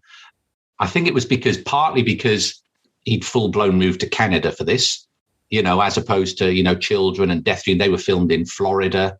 And then obviously Deranged was filmed near Toronto, but even that started sort of moving away from the sort of Bob Clark pack, if you like. But I think it was more just that, with more money opens up more options of who you can bring in. So I think, with the early films, certainly with something like Children and Death Dream, it was like calling in favors, you've got a yacht, haven't you? Right, well, can we borrow that yacht? And then you can be a zombie in Children Shouldn't Play with Dead Things if we can borrow your yacht for one of the scenes, and that sort of thing. And you had the whole crew that had been doing drama and theatre in the Florida area, which is how Bob and Alan Ormsby and that sort of Jeff Gillen and that gang all got together. But when it moved to Black Christmas, suddenly there was a lot of money involved and there was companies involved and there were bigger names involved. And I think it was just a gradual, not necessarily getting better, but he had more options, I suppose, is the sort of best way to describe it. But couldn't get anybody better than Carl Zitra for music, because the score for Black Christmas, as I'm sure you'll agree, is again one of the most memorable aspects of the film. Well, I like how he uses the piano in that, and it really ties to that Keir Dullea character, and especially his mental instability. Absolutely. And it's actually Carl Zitra, the scene where Keir Dullea is doing his examination recital for the sort of, examiners, as we call them. That's actually Carl Zitra playing the piano in that. It's only the sort of wide shots that they actually had Keir Dullea. When you see the hands furiously hammering away at the keys, that's actually Carl Zitra playing that. So, there's a few bits and pieces like that. Like the first time we technically see Billy, it is when his silhouette appears at the window, doesn't it? Right in the opening scene of the film, before he climbs the trellis up into the attic. So the silhouette that appears at the window is Bob Clark. That was him. And then it became the camera operator, who in effect was Burt Dunk, who was in effect Billy, quote unquote, for the rest of the film, because they were able to set up this rig where they put the camera on his shoulders. So he was able to actually move, because I may be jumping ahead here, Mike, but the whole POV sort of thing, again, is not necessarily the first time a killer's point of view had been shown in a film, because you could argue there's like Peeping Tom or sort of stuff like that. But in terms of how effective it is and how we come to know the killer's hands, the classic slasher point of view, that probably was the first time, because, Steadicam hadn't been invented, and they somehow came up with this rig where the camera's on his shoulders, so you can see his hands, you can see everything he's doing. And again, it's just another one of those things where I think every time I watch it or tell people to watch the film, I sort of say, look, remember, this is 1974. Halloween doesn't come out for 4 years. When a Stranger Calls doesn't come out for 5 years. Remember that. Not sit there and say, oh, well, that's cliche. And it's like, it wasn't cliche when it came out, because nobody had done this before.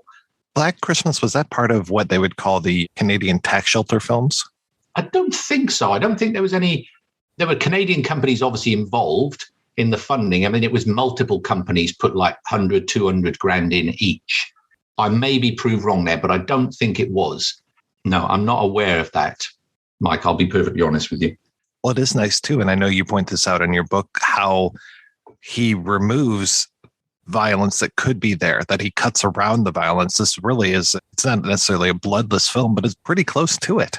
Yeah, absolutely. So it's very similar to Halloween, really, isn't it? You know, when you think about it, and again, it's like I was thinking about this, thinking back to when I saw, you know, Halloween Kills recently, and thinking like, you look at the amount of violence in that compared to say 78 Halloween and 74 Black Christmas, and you know, Halloween Kills, I shrugged the shoulders when I watched it. You don't need it. You know, the story is always the thing, and it's bizarre. I think with Black Christmas, what's bizarre is there was a couple of the reviews when it came out, which were negative reviews. I think it was Variety, and they sort of said it was, you know, they said it's like a bloodbath, you know, unnecessary. And it's like, bloodbath? Did you actually watch the film?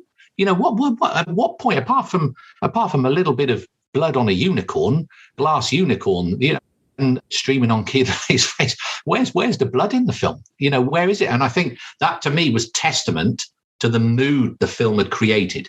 I would argue it's similar to like Texas Chainsaw Massacre, you know, the first one, Mike, where people think of that as being this absolute carnage bloodbath, and it isn't. How much blood is there in Texas Chainsaw Massacre? You know, there really isn't, is there? But it's such an intense film that I think it distorts people's minds, and they think of it as being so much more graphic and full on than it actually was, purely because they were sort of caught up in the moment, if you like, when they were watching it, or even upset by it, certainly scared by it. But yeah, you don't need it. I don't think it were, and that was the same. That's what disappointed me with the Black Christmas remake, in, you know, which, you know, I understand trying to do something different with a film rather than just rehashing it. But I don't know what you think, Mike, but I just wasn't a fan of the remake at all. It was like, right, let's take everything that worked in 74. So we don't know who the killer is. There's just lots of hints, and there's no real blood, but it's all about the tension and building this claustrophobic sense of that they're trapped in the house. Let's throw all that out the window, and let's have loads of gore, and let's show exactly who the person is, you know. And it was just like, right, okay, I don't know what's going on here. You know, you've lost me. You've lost me. What were some of the most surprising things you found when you were doing your research? What surprised me was how, again, and this happens so often with horror films, doesn't it? How so few people liked it when it came out.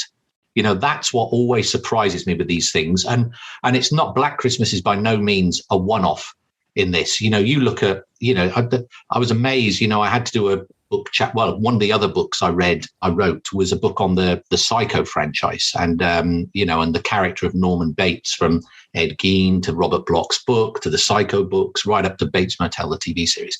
And again, you look at the reviews when Psycho came out, and they were absolutely vicious. You know, the reviews were vicious. You know, you think of the reception The Thing got when it came out, you know, absolutely slaughtered.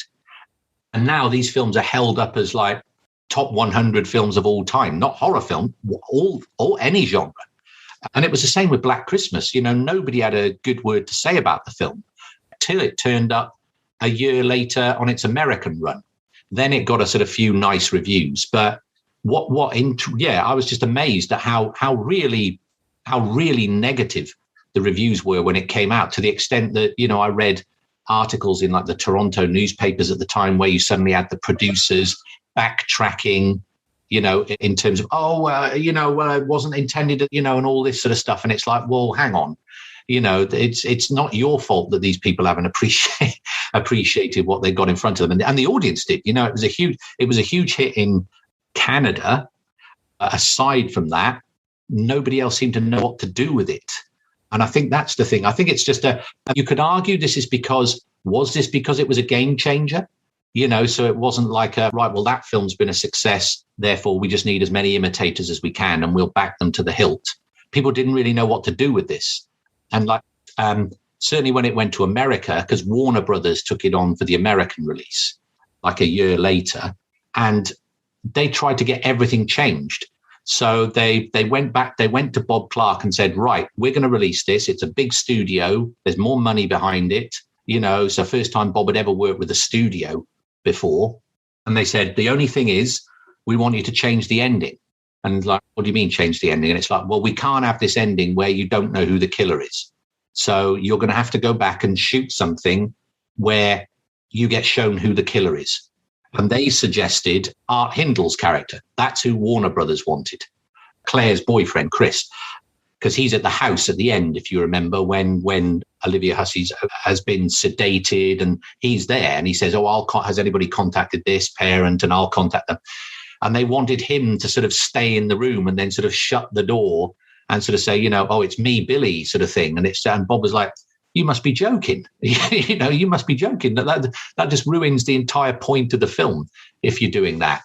And so they said, okay, fine. They changed the title from Black Christmas to Silent, the sort of Silent Night, Evil Night, because this was the funniest moment when I was doing my research, was they changed the title because they thought audiences would think it was a blaxploitation film. So they said, we can't have this film called Black Christmas because white audiences will think it's a blaxploitation film. And it's like, well, despite the fact it's been shown, it was the biggest hit in Canada last year, right. Okay. So Silent Night, Evil Night. They then said, oh, to hell with it. We just we aren't fussed about this film at all. So they released it in August 75. Which is obviously when everybody wants to go and see a Christmas horror movie, isn't it? August. What that did mean, though, was I saw some fantastic promo shots of people in Santa costumes going around LA beaches, handing out badges saying, Black Christmas is coming, sort of thing. But it sort of pretty much died a death everywhere else, other than Canada, until this whole DVD resurrection. And suddenly, Bob Clark gets reappraised in like the 90s. And suddenly then everybody's sort of clamoring for get his opinion on things. But no, I think that was what surprised me the most, was how negatively received it was when it was first released. And what was the most surprising thing you found out about Clark while you were researching? The fact that nobody had this sounds bad to say it was a surprise, but the fact that nobody had a bad word to say about it. It was refreshing for me to think that somebody could get to the position he had and make the films he did without being an arsehole. But it was this camaraderie, everybody having fun. I think Olivia Hussey, I said, what was your biggest memory? And she said the biggest memory of making Black Christmas was how much fun she had and how Bob Clark would take her to a Chinese restaurant every weekend. And it was just little stories like this where people were with him, wanted to with him again. And I think that was what surprised me the most. And the shame is that because he didn't get appreciated for what he was, suddenly his career went all over the place. I mean, we're talking about a guy that made Baby Geniuses, for God's sakes, and like Karate Dog, and it was just, when I was going through his filmography for the book, it was just mind-boggling, the straight to DVD nonsense that was coming out later in his career. And then suddenly, as I say, the Black Christmas gets reappraised. Then there's the remake, and then suddenly it's, Bob Clark, let's Fangoria are going to do a retrospective on, and then he's in a car crash, and suddenly he's dead, killed by a drink driver. That's, for me, is the shame. When you look at the films he did in the 70s, you think if there'd have been enough awareness of what he was doing and what he was capable of, we could have been talking about Bob Clark as, like I said, say the names Carpenter, Hooper, Craven, you say all these guys and everybody knows who you're talking about. When I say, well, actually, one of my favorite horror directors is this guy called Bob Clark. Who? Who? And it's like, that was the shame for me, which was another one of the prompts to write the book, really to sort of, to right the wrong, as it were. Was there a moment in his career where things suddenly took that turn? I mean, because obviously Porky's was a huge hit, A Christmas Story, I remember seeing that at the theater. I don't know if it was as popular then as it is now. I remember Rhinestone when it came out, Turk 182, Loose Cannons, I was a little fuzzy on, and then it just kind of, after that, it seems to kind of dip down. Yeah, I mean, it was all over the place. I mean, to be fair to Bob, he never set out to be a horror director. He never set out to be a horror director. He didn't start in horror. He made these absolutely bizarre exploitation films in the 60s, which very few people have seen. Totally off the wall films like She-Man, Shanty Tramp, absolute. And this was before Children Shouldn't Play with Dead Things. This was, he was making films where the studio was part of a funeral parlor, where he started making films in Florida. And so he saw horror as the means to an end. It was like, I want to be a film director.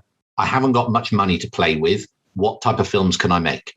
So I can either make, in his words, he said it was either horror or porn. And he said, I had no interest in porn, therefore horror it was. And so that's where he started. And then after Black Christmas, he went straight into, I think it was a film called Breaking Point, which was like an action, sort of one of these vigilante type films. He was involved in like this forerunner to the Dukes of Hazzard, bizarrely called, I think it was the Moonrunners or the Moonshine, something like that. But like what became the Dukes of Hazzard. Then he sort of dips back into it a bit with Murder by Decree. But then after that, like you said, Porky's, and suddenly the whole landscape changed for him. Goodness knows how profitable that film was, like crazily profitable.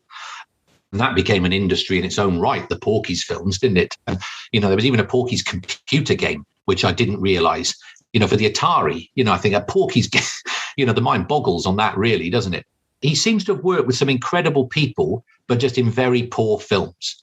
So, yeah, and there was even a bizarre Dolly Parton, Sylvester Stallone, you think like that was the thing for me that was staggering when I was researching him, was just the hot footing around the genres and types of films he was making. It was crazy. But Loose Cannons, that's the Gene Hackman sort of Dan Aykroyd one. And I think what was a great story on that, I don't know if you're aware of this, but because the film was such a bomb, they had cans of the film that they just buried in landfill.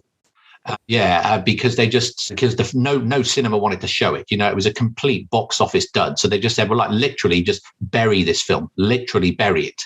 And then like years later, there was this news story where some guy working at a waste disposal site came across one of the films, came across some of the celluloid, and sort of found the bit of strip of the celluloid, which was a scene where one of the characters was being tortured or killed in the film. And so then went to the police saying he'd found a snuff movie. And there was this whole news investigation, and they even had Dan Aykroyd involved, saying, no, it's not a snuff movie, it's this film, Loose Cannons, but it says, it belongs in the trash or something derogatory, he sort of said, but, my goodness, they're unbelievable stuff. I spoke with Ronnie Cox years ago, and I was asking him about some of his best and least favorite times on films, and he was telling me, oh yeah, there's one movie, I don't want to say the title, and he was just talking about how awful it was, and I just was like, was it Loose Cannons? He's like, yeah it was. You sit and watch some films, and you do just wonder, don't you, like, how did this get made? Who greenlit it? Did nobody realize this wasn't a good idea? And I think what happens is, so far they just get so far into these things where you think, well, we've spent this much money on it, we've just got to finish it, and then maybe it'll make something back somehow. But yeah, and I think I always have to remind myself that for the vast majority on these films, it is just their job. It is just work. It is not something they are necessarily passionate about. And, we're passionate about it and we're emotionally involved in it. The people making it aren't necessarily emotionally involved in it. For them, it's just a paycheck. And where do I go? What do you want me? What lines do I say? I'm not even going to watch this film when it's made, And so I think, we just need to keep reminding ourselves sometimes that it's an industry. At the end of the day, it's a business. As someone who has seen so many Bob Clark films, and we've talked about how all over the map he was with the films that he chose to do or ended up doing, did you find certain themes? Were there things that interested him that he would explore throughout his films? Not really. I didn't really find much in the way of theme. I think there was certainly an element in his films of, he had a very troubled upbringing. So I think, childhood was something that, or pre-adulthood was something that interested him. How young people interested him, full stop, because he had quite a troubled upbringing. He didn't really have much time with his dad, his mum. They moved around the country a lot when he was young, bounced around. And then because I think he was, he ended up in Florida, but he wasn't born there. He ended up in Fort Lauderdale. And that's when he suddenly became a bit of a film fan. But So I think that's what he wanted to do with Black Christmas, actually, because he said, that's why he rewrote it. So it wasn't adults, like full-blown adults. It was college, well, we can't call them college kids as such, can we? But, students, because he said that allowed him to sort of open the film up a bit because they're more playful, they're more fun, the characters, they've got their lives ahead of them. It's more tragic, when they're in peril. Can be so not so much films, but I think it's more themes, Mike. But I think more because his childhood had been so turbulent that I think that suddenly paid. I don't think I could possibly work baby geniuses into this argument about it. You never know. Your book came out in 2014, I think it was. It's been out of print as long as I remember. I've been trying to get it for years, and that's going for almost $1,000 on Amazon. Which is preposterous. Isn't Congratulations! Which is totally preposterous. Yeah, I don't know how that happened, to be perfectly honest with you, but yeah, it's a nice calling card, isn't it? Somebody else pointed that out to me once, and I was like, "What? What are you talking about?" I can scan and send you a copy if you want. There's sort of it's ridiculous. But no, I was just glad to do my bit, really, for Bob, because he's somebody that does need to get talked about more, and certainly Black Christmas. Black Christmas, it stands up so well now. You can watch it. Like I said, I literally watched it last night because I thought, let's give it another spin, before talking to you. And it's still fresh. It's not dated. It still hits in the right places. It still creeps me out, when the phone calls start. The thing that has changed for me over the years of watching it is the first time I watched it, the Mrs. Mack character annoyed me. Okay, that was the thing. And the regular little droplets of humour that are sort of dropped, Sergeant Nash, for example, sort of like the bumbling cop with his, fellatio, except scene, etc. All those bits. And I thought the first time I watched it, because I was younger, I think when I first saw it, I was like, yeah, get on with that. I don't care about she stashed a bottle of whiskey or something in the toilet, just get to the next person being killed. But then again, over time, as I've watched it again, I've matured as an audience, if that makes sense, Mike. And I think now I appreciate the pacing of the film more, and I know the comedy stuff was stuff that Bob put in to the film when he rewrote it. And, and he said, well, that's real life. Real life has comedy and horror and scares and people just goofing around and he said, I wanted to put scenes in the film that didn't necessarily advance the plot, but just built the characters, so these are proper characters. You think of the Olivia Hussey, the Margot Kidder, Andrea Marr. These are real characters in that film. You care about them. They're not knife fodder, as you see so often in slashers, where it's like, I couldn't even tell you anything about that character. I couldn't even remember what their name was. If you say Phil and Barb and Jess, you remember those characters because the time was taken to sort of develop them and let them breathe. And then you start picking people off. The body count's not great, is it? I mean, we have 3-4 people being killed. And then you have the ending, of course, which we all love. Yeah. And so I think that was one thing that definitely changed my appreciation of the film. If it's the right phrase to say, it's a very adult horror film, I think. It's not a teen slasher. It gets lumped in with that a little bit at times, as being like the grandfather of it all, but it's not really. Will the Clark book ever come back out in print? Ooh, you'd have to ask Hemlock. I think the books were done on a bit of a Clark-esque shoestring budget. They basically printed as many as they hoped to sell, I think was what I got told. So if you see any of the books still on the website available, technically that means it's underperformed. If that makes sense, because there's still some available to buy. So the fact that my Bob Clark one isn't available gave me a little bit of a kick because, I was never told. There was no commission basis. There was no royalties for me. It was just one paltry upfront fee, and that was it. And so the fact that it isn't available, I thought, well, actually, then that can't have done that badly. They all went. So, it was worth it doing for them as much as it was for me.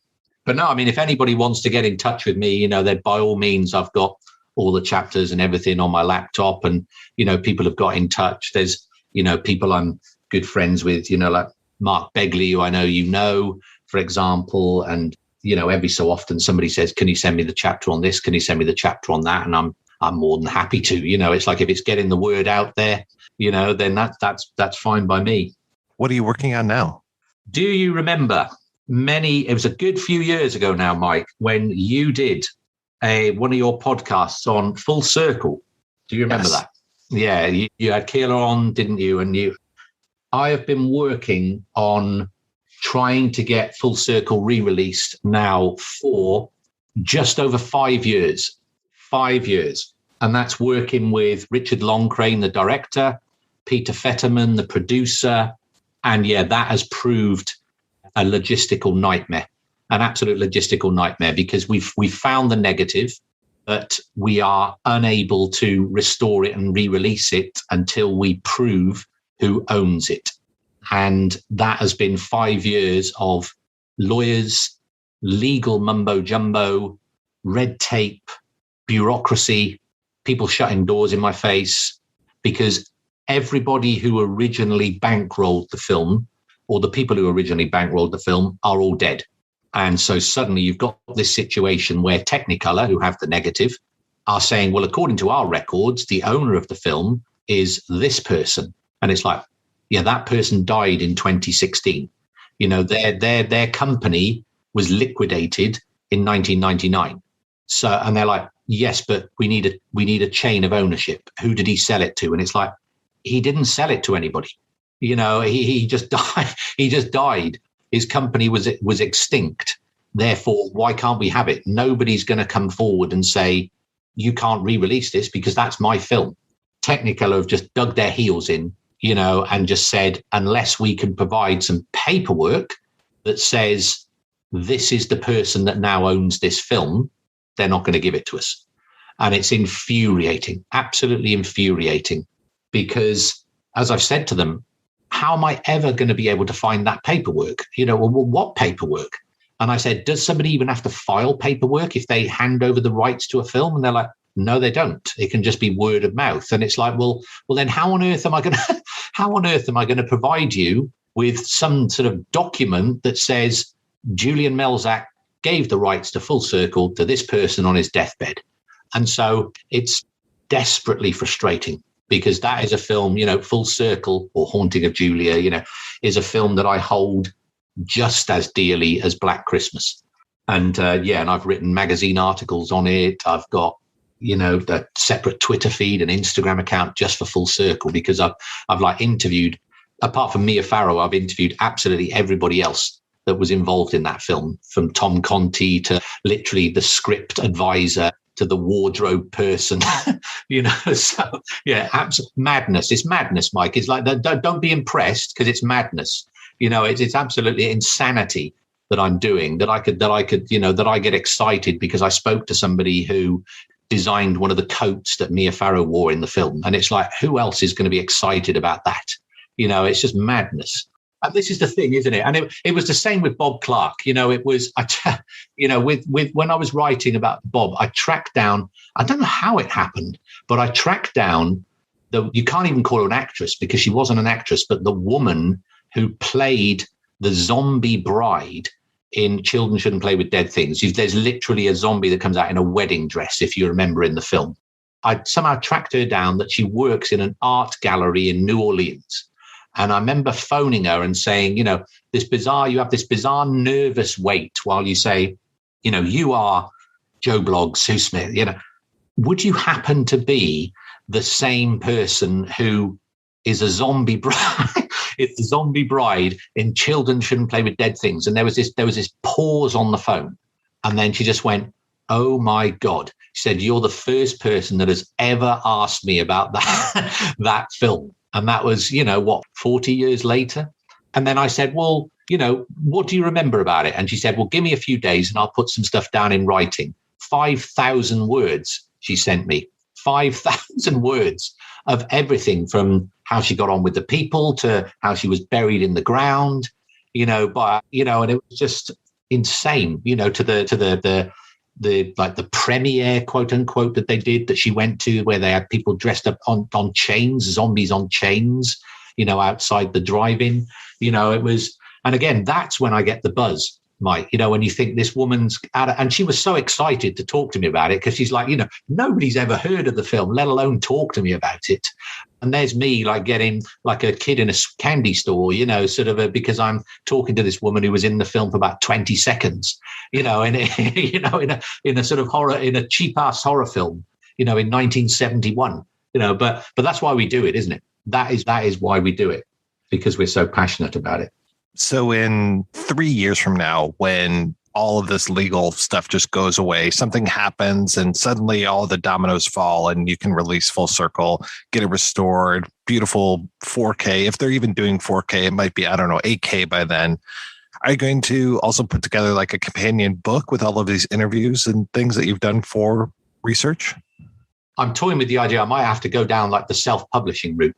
Like, because to be honest, and this is no word of a lie now, I actually have at the house what is referred to as the Full Circle cupboard, because there is so much stuff in there. I mean, my wife loves it because I'll be just trawling the internet for, oh my God, I found the Argentinian one sheet for it, but it's $140 or something. And she'll be like, right, that's your Christmas present, and she absolutely loves it, and I've got more stuff on that film than, as I say, any, I could open probably an art gallery, for the amount of stills and lobby cards and stuff I've sort of got, and they're not easy to come by because the film had such a small release. But yeah, I've got French posters, Italian posters, Mexican posters, Argentinian posters, the American one, the British one, the French one, and yeah, I would love to put a book together. Funnily enough, I went to the company, Hemlock, and said, what about a book on Full Circle? And I got the same response when I originally pitched my Black Christmas book idea, Mike. But interestingly enough, there is somebody else, I think, who is currently working on a book about Black Christmas. I think sort of somebody I know, which is going to come out at some stage in the future, possibly. But yeah, I don't know. I'm almost bunkering down and saying, right, this film is going to get released, and then all this stuff is going to be special features, on the Blu-ray, whether it's be scanning this stuff in as a gallery or just going back to these people and saying, well, you were kind enough to talk to me before. Can we do something on camera now? Nearly everybody has said yes, because, when I speak to the people, I always tell them why why am I doing this? It's because I want to re-release it. And the BFI, which is the British Film Institute over here, which is like the government film body, if you like, they've said, if it gets sorted, they want to show it, they want to screen it, and yeah. So I remember joking to somebody, I think it was, I can't remember who I was talking about. I joked somebody once, I said, if I ever managed to pull this off, then this is going on my headstone, that it's like, so here lies Simon Fitzjohn, a very sad horror fan, but this was the guy that got Full Circle re-released, and then people can come and pay their respects in years to come, because yeah, it's just crazy how films can get forgotten like that, and thankfully Black Christmas didn't happen. It didn't happen because it did get picked up. It did get DVD'd. It did get Blu-rayed. Even the soundtrack came out on vinyl, not a re-release, one of these like Death Waltz Records or whoever it was that was released it. And so that gets the appreciation it deserves. And, I've always seen, I've never really been interested in talking and writing about new films. It's always, how obscure a film can I get away with that the magazine will say, yeah, you can write about that. Simon Fitzjohn, thank you so much for your time. This was great talking with you. Yeah, no, pleasure. I enjoy your podcast, Mike, and it's great. Real thrill to be part of it, to be honest. So yeah, thanks for inviting me.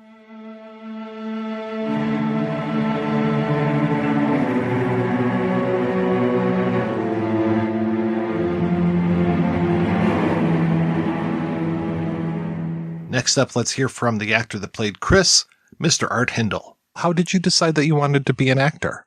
I have to give some credit to my mom, who always, when I was a teenager, she always told me that I should be an actor. I guess I used to tell her stories, and she loved movies. That's how I fell in love with movies, but she used to take me to the movies all the time. And she had asthma, so she didn't do well in theaters anymore, so she couldn't really go to the movies anymore. But I would go, and then I would come home and tell her what happened in the movie, and she would laugh until she had an asthma attack. But she'd always tell me that she thought I should be an actor because I portray the characters so well and all that kind of stuff.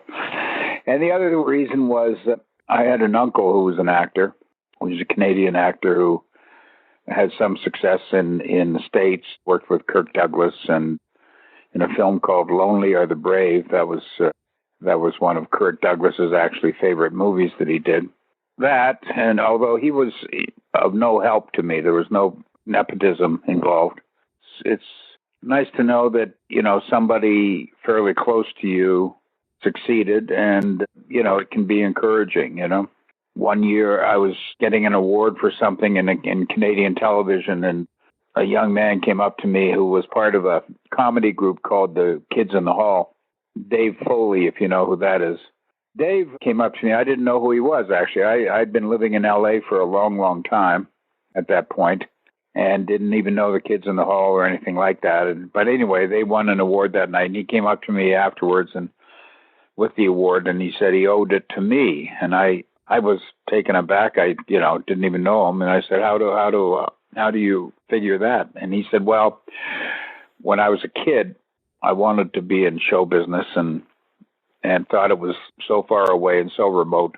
He said, but your kids, and I had 4 of them at the time, and they lived in a small town in Ontario. When I moved to LA, I was separated from their mother and them, and I was worried about them living in the big city, and they had responded so well when I lived in a small town for a summer doing Stratford Festival.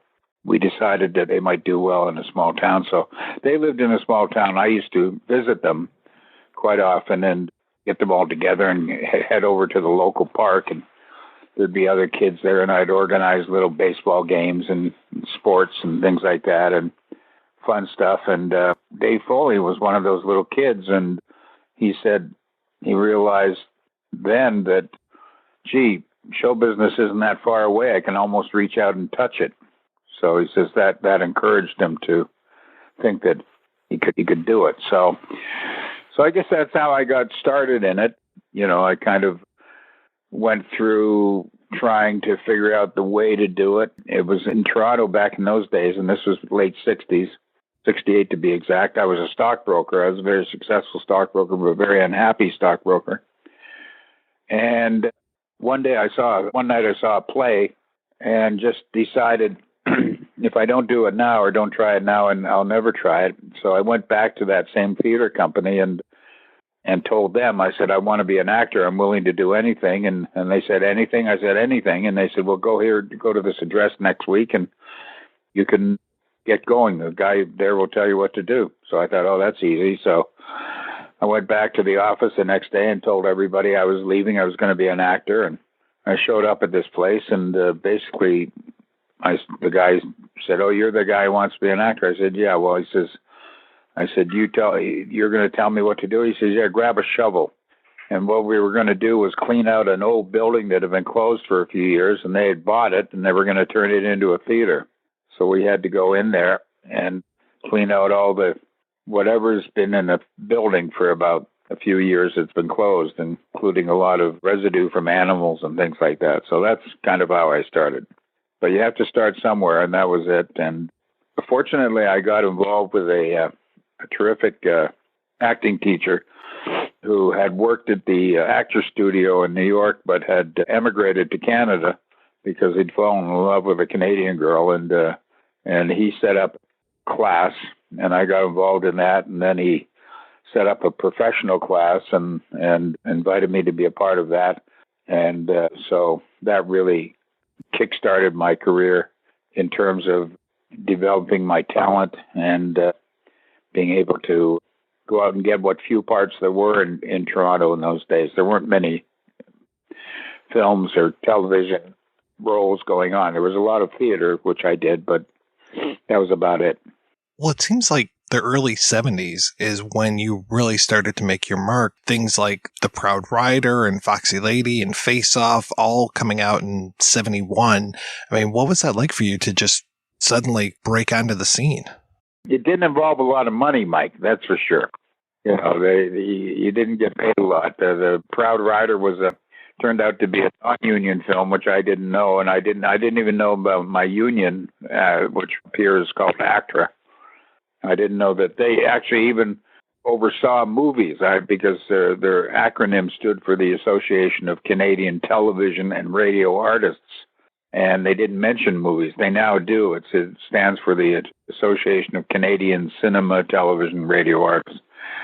So I did the film, and then I sort of ended up getting suspended for 3 months from my union for doing that. It was a non-union film. It was a chance to do something. It was actually working with a real motorcycle gang. It was a very tough shoot, and I think I only got like a few $100s a week. And then Foxy Lady was really only a couple of days' work, as I remember. That was Ivan Reitman, one of Ivan Reitman's first films. And then Face Off was really, I think I got just paid scale for that, or, minimum. But I did work for about 2.5 months on that one. So that was a bit better. And but then basically it was the odd television show, very odd television show, and mostly theater. Commercials. We were doing a lot of commercials in those days. Industrial movies. I did one for Uniroyal where I was the young man who didn't put rain tires on his car, and eventually I have an accident and kill my girlfriend, that kind of thing. I wish I could find that film. I think it's about 15 minutes long, but I have had no success, So that's about it. That was kind of it. If you look at my IMDb page, I think it's very telling. I think the first few years of my work, say from 71 to 74, I think there's 6 or 7 credits in that time. And then when I moved to California in late 74, so starting with Police Story, I think I matched everything in 2 years down there. Everything I'd done the previous 6 years. So, and actually connected to Black Christmas, Margot Kidder, who I met on Black Christmas, talked to me one time, and she thought I was from the States, and I told her I was from Toronto. She said, "Do you work here often?" I said, "There's not much work, Margot." And she said, "You should move to LA." She said, "You'd work all the time." So she was right, and I thought I'd try it. Can you tell me, how did you get the role for Black Christmas? I auditioned for Bob Clark. There wasn't, for the part of Chris Hayden, there wasn't any sort of bunch of lines in a scene where I could audition for him. So I actually read the part of Peter, played by Keir Dullea. And Bob kind of flattered me after I finished reading the scene. He kind of shook his head, and I said, I can do it better, and he said, no, he said, you did it great. He says, I kind of wish you were doing it. He says, but we've had to hire an American to get some publicity and stuff like that, and so we've hired a very good actor in Keir Dullea. So, but he did. Olivia Hussey was coming back from not having worked for a couple of years, done any acting, and she was nervous. So she asked Bob if she could rehearse quite a bit ahead of time. So Keir couldn't make it up to Toronto, so Olivia had me rehearse with her so she'd feel more comfortable. What was that experience like for you, being in Black Christmas? It was like going to school, really. First of all, we had the house, it seems to me, for a week or two before we actually started filming in it. And that's where we started rehearsing, Olivia and I, with Bob. And every so often, somebody would come to be interviewed by Bob for a job on the film, sound guy or whomever, camera guy or whatever. So Bob was hilarious. He would have them come in and do the meeting, and Olivia and I would just sit there. I think sometimes Olivia excused herself to go off and do something, but Bob would let me just sit there and listen to the conversation. So I learned a hell of a lot. And one of the things I did learn very clearly was Bob Clark could probably play at any craft on a film set, from sound to camera to lighting to craft service, whatever. He could do it all. And in fact, there were sometimes I remember he was talking to the sound guy, and if you remember in Black Christmas, there's a scene where there's a choir singing at the front door, and he wanted a kind of a sound special effect there, and he was talking to the sound guy about it, and the sound guy wasn't sure how he could do what Bob wanted, and Bob gave him a suggestion. I don't remember technically what it was, but he said something about you could rewire the rheostat into the Ziazon and then feed it back into the boobop, and the sound guy sat there for about half a minute kind of picturing that, and he said, you're right, we could do it that way. It was amazing. And Bob was very open and very open with me, and sometimes after somebody'd leave, he'd talk to me about that stuff. So, it really encouraged me. And I always said someday, I want to do what Bob Clark does, which is direct. And eventually I did get a chance to do that, but that was many years later. So I take it you two got along, since you would go on to work with him in at least one other film, if not more. Yeah, I did a few films with him. I did his biggest film, Porky's. And also we did one down at Dino De Laurentiis' studio in North Carolina. It was called From the Hip. And he was always trying to get me into his films. And, eventually Bob, for a while there, didn't work at all. He couldn't get any of his films off the ground, He wanted me for the dad in Christmas Story. The Powers That Be wanted Darren McGavin, and I think that was actually a great idea. I think Darren probably did a better job than I probably would have done. I think he was great in it. Even if there wasn't a role for me, he would have me do screen tests with the actresses who were up for parts and things like that in it, in different films that he did. So we got along quite well. We were good friends, and it was tragic for those of us who knew Bob that we lost him and his son in that terrible accident. I have to ask you about the coat. The coat, okay. It's actually my coat. I think my mom gave it to me, as a matter of fact, because I don't suffer winter very well. I'm not a winter guy. I never skated, which was ironic because I did one of Canada's great hockey films, playing the best hockey player in the world, the number one draft choice. So that took a lot of acting. But she gave me that coat because I always suffered in the winter, and so I used it in Black Christmas. The wardrobe budget was small, and also I used it in the hockey movie too as well. I wore it in the hockey movie, so it got a lot of use, and it's still sitting around someplace in my house here. Although I never wear it because of PETA, they're liable to attack me with it. Yeah, you don't want red paint all over you.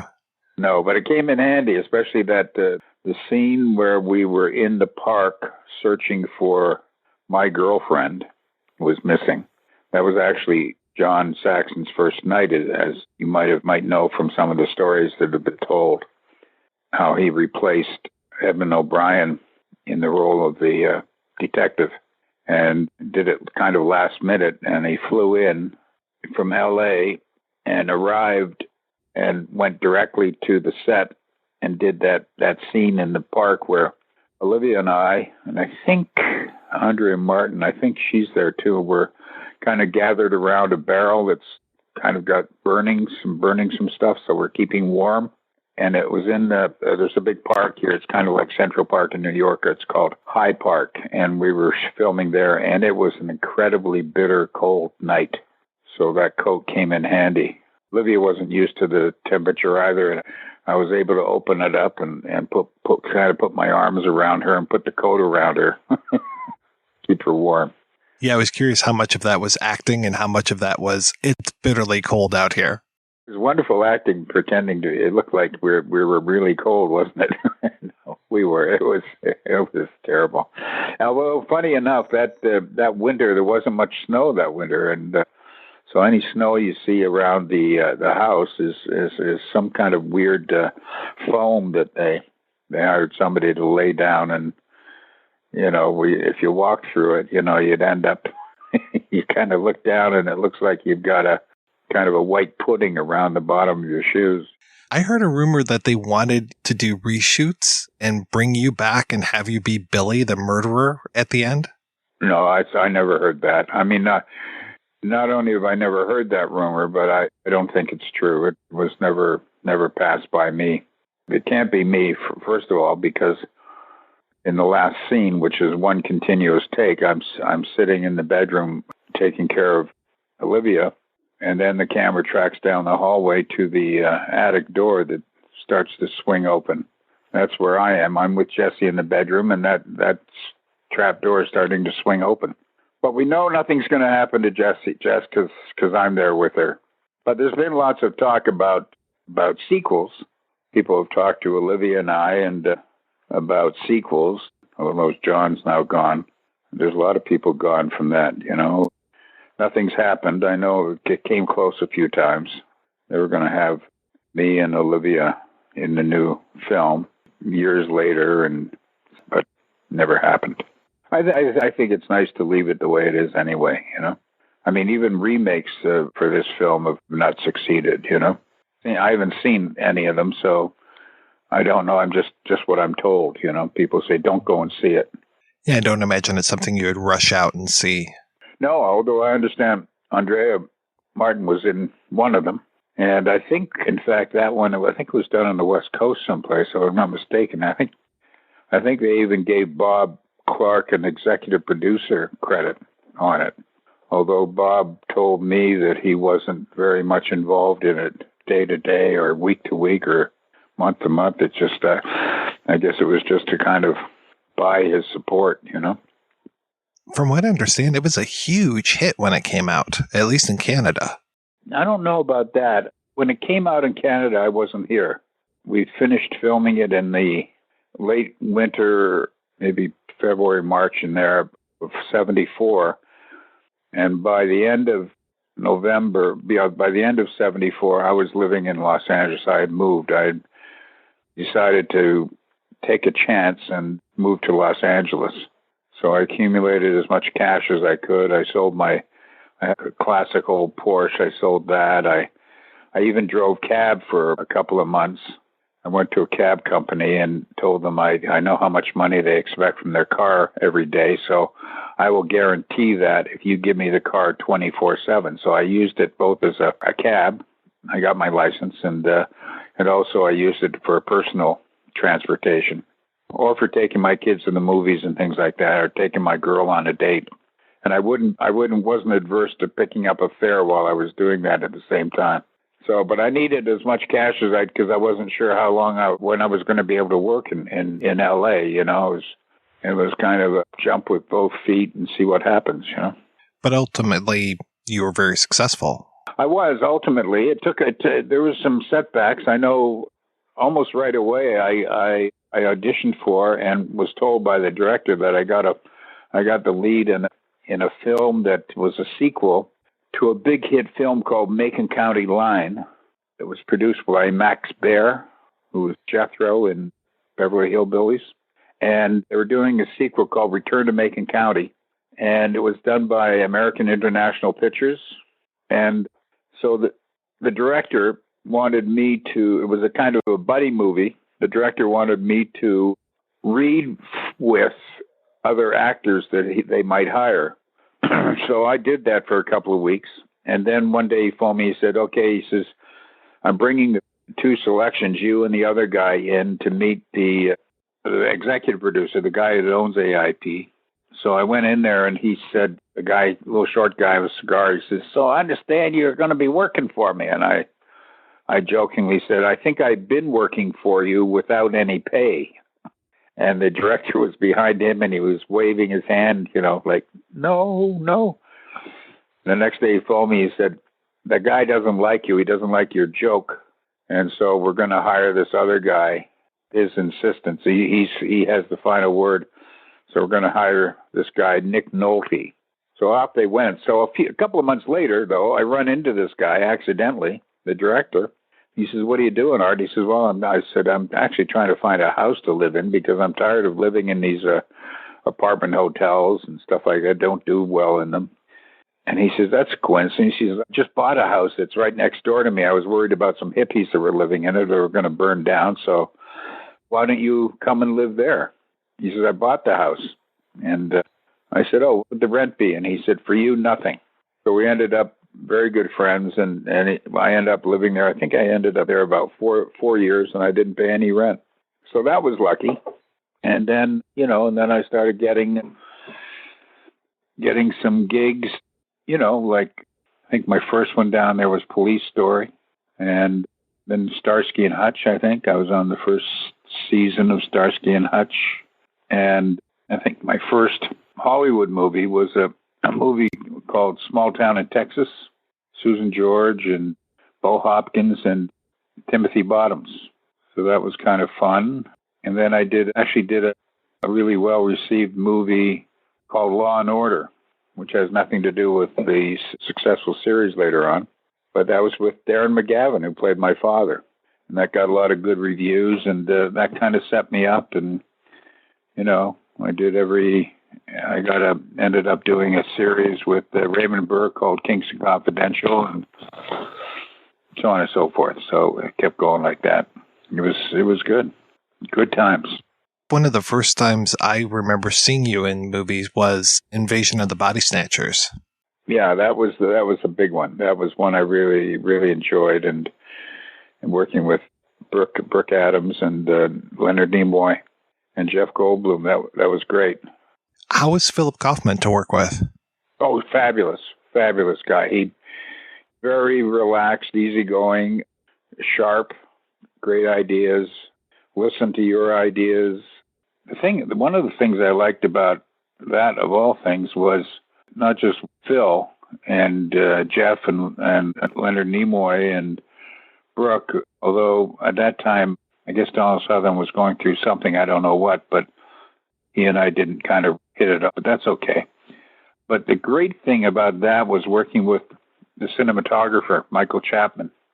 He was fabulous. And I remember one time he used to sort of be attached to Phil Kaufman's hips, and he was always right in the middle of rehearsals and watching and all that kind of stuff. And so one day we're working on something, and he says to me, "Art, can you move this way really slowly when you do that thing?" And I said, "Sure, Mike, but how come?" He said, "I'm changing the light subtly at that moment to accentuate the mood that you're in or the mood you're going to go into."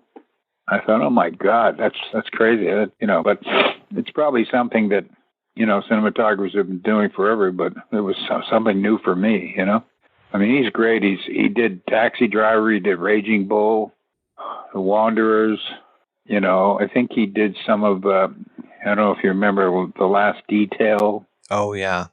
Was that Hal Ashby? Ashby, written by Robert Towne, and it was him and Otis Young and Randy Quaid, and they're delivering Randy Quaid back to the stockade or something like that. They actually I think they shot some of that in Toronto, as a matter of fact. Anyway, Michael Chapman was great. Working with him was fabulous. You work in Toronto, or you work in Canada, you move away, you go down to LA, and then at some point, Toronto and Canada becomes Hollywood North. When does that happen? Well, it partially happened because the Canadian government started handing out tax credits and things like that. Really tried to promote the industry. They saw a good thing when they had it, when they came up here and spent $2 or $3 million in Canada. Seemed like a good idea, so they offered them tax credits, and they're still doing it. And it's I think, in fact, there's so much work here in Canada, in Toronto particularly, in Vancouver, of course, that if there had been this much work in Toronto back in 1974, I probably wouldn't have left. I probably wouldn't have done a lot of the things I did in the States. I would have had a pretty good career up here. I know a lot of my peer group who stayed here and worked did well. I mean, they did well considering they were in Canada, let's put it that way. And they certainly have a name for themselves up here, although I just posted on Facebook, I posted 3 of Canada's leading actors in a photograph that I took where I was with them. They were all interacting with me, and they're all in a line. And I had one American friend say to me, "Who are they? They're actors, I know, but who are they?" You know, and all 3 of them have received what's called the Order of Canada, which is like, I don't know, the equivalency in the States, but it's the highest honor you can get in Canada, you know. So they're all name actors up here, but not so much known down in the States. The other thing that kind of went against me in Canada was my looks weren't conducive to getting roles up here, because they as Margot Kidder said, you know, I'm the perfect boy next door with my looks in those days, whereas up here they wanted the mechanic next door. They wanted a kind of a rougher visage type guy. They wanted a kind of charactery young guys and things like that. And it was always tough for me to get. It always worked against me. They thought I might be a little too good looking in some ways, places. So in LA, you know, that was what they wanted down there. You know, I loved it because the casting people and everybody, they didn't know if you were the next Clark Gable, you know. So they treated you really well. They used to send scripts to my house, and it was great. Total opposite up here, you know. Sometimes you'd go to waiting rooms here this is back then. You go to waiting rooms and there wouldn't even be any chairs for you to sit and wait. You know, I remember for some commercials, we'd all be sitting, you know, be a big cattle call, and we'd all be sort of sitting on the floor with our backs to the walls. And I remember, I can remember one particular one looking down the line of people and seeing Aykroyd, Eugene Levy, Gilda Radner, Martin Short, Catherine O'Hara, and so on and so forth. You know, just a gang of people there, just all trying to get into probably a beer commercial. That's what it was back in the day. It was pretty rough, but it was like night and day in Los Angeles and Hollywood. And I love the weather. How can I go wrong? Oh, Mike, it's perfect for me.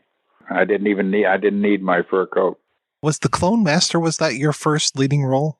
In a way, I guess you could say it was. You know, I was number 1 on the call sheet. Clone Master, yeah, I guess it was. It was a pilot, of course. How many clones did you have? 13? That just happens to be, you know, half a season, right? You were kind of Orphan Black before Orphan Black happened. That's exactly right, yeah. You know, I think in those days they usually have 25, 26 shows in a season.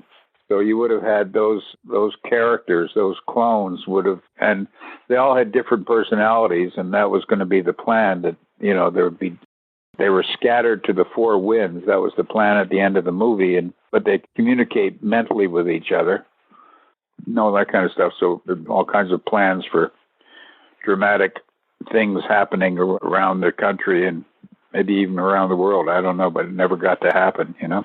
But I guess you're right. I guess that was kind of my first lead role in Hollywood. Was it kind of the same thing for The Power Within? Was that a pilot as well? It was. Yes, it was. That was Aaron Spelling, and that was just a lot of money. It was a lot of money. And that was right after I just finished shooting The Brood in Toronto. And that was an accidental that I did that, because I was actually up here in Toronto. My girlfriend had gotten a job in Canada on a film. I was up in Toronto visiting her. It's kind of incestuous because she was up here doing a film with the director who had done Face Off, my hockey movie.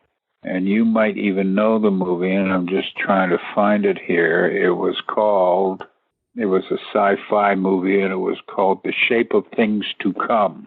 Kind of obscure.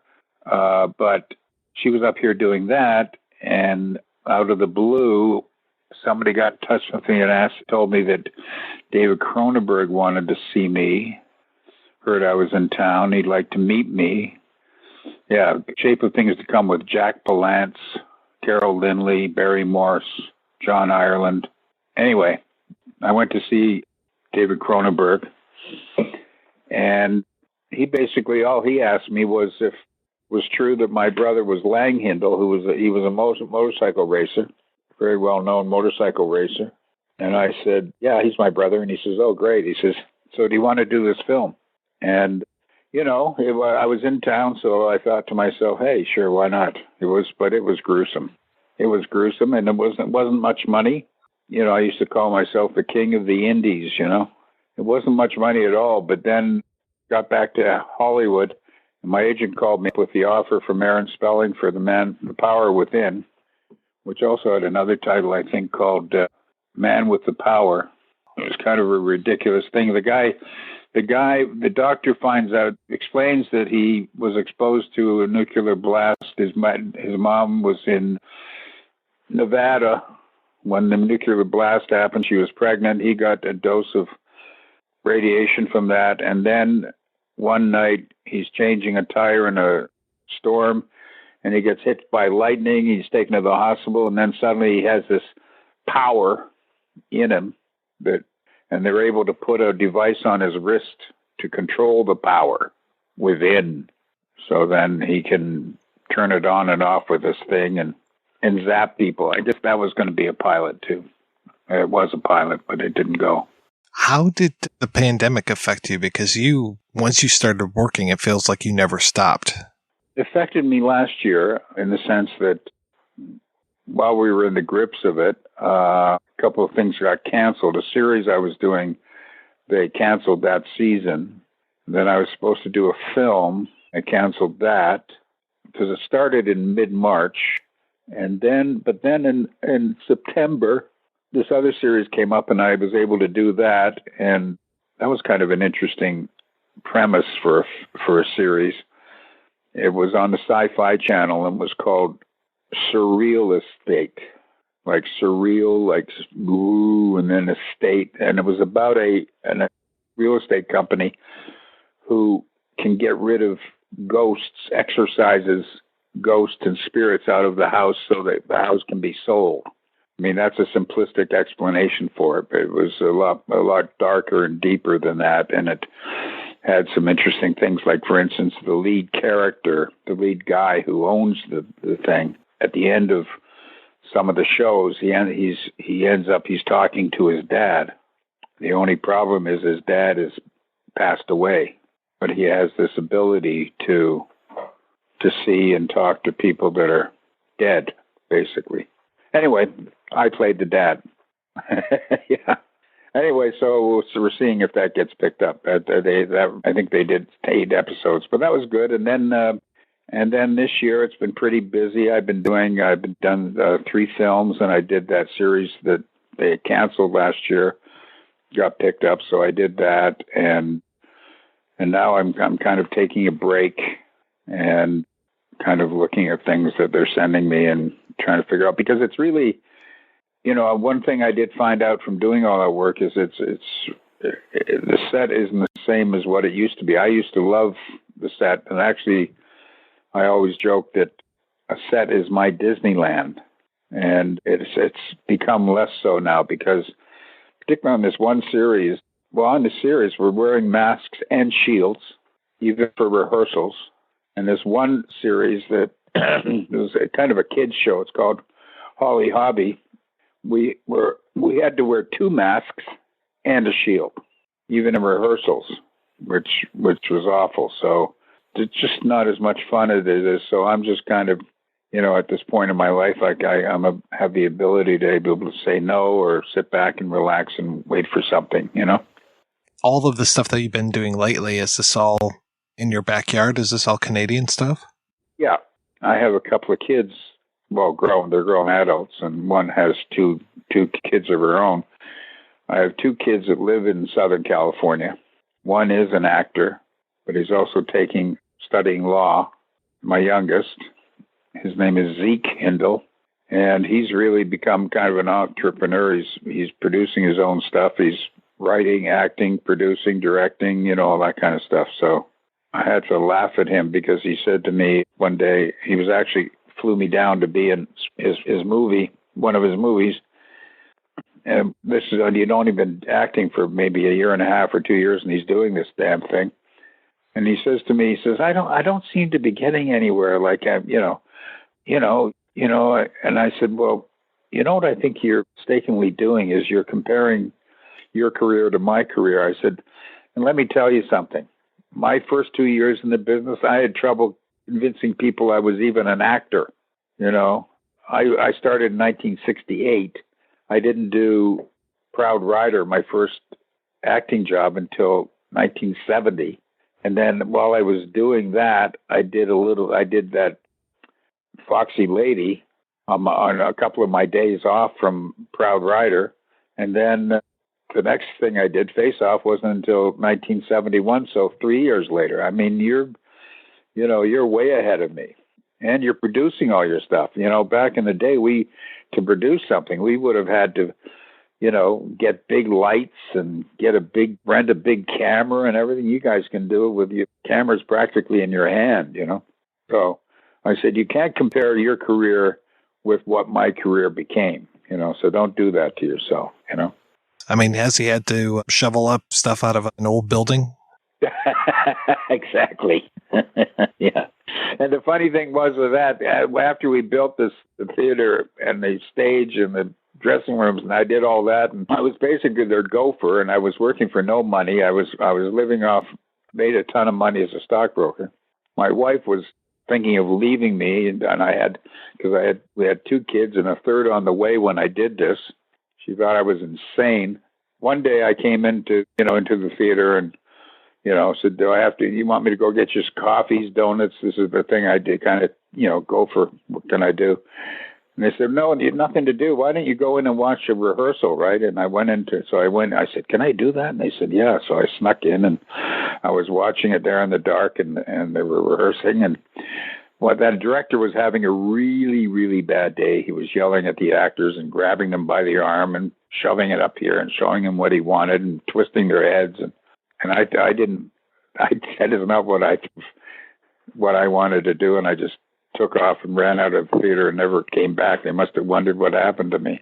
That was that. And then I found that actor studio guy who had moved up to Canada, and that changed the whole course of my career. I might have even stopped acting at that point, but somebody said, you should go see this guy. So I did, and he saw something in me, and so it was all good.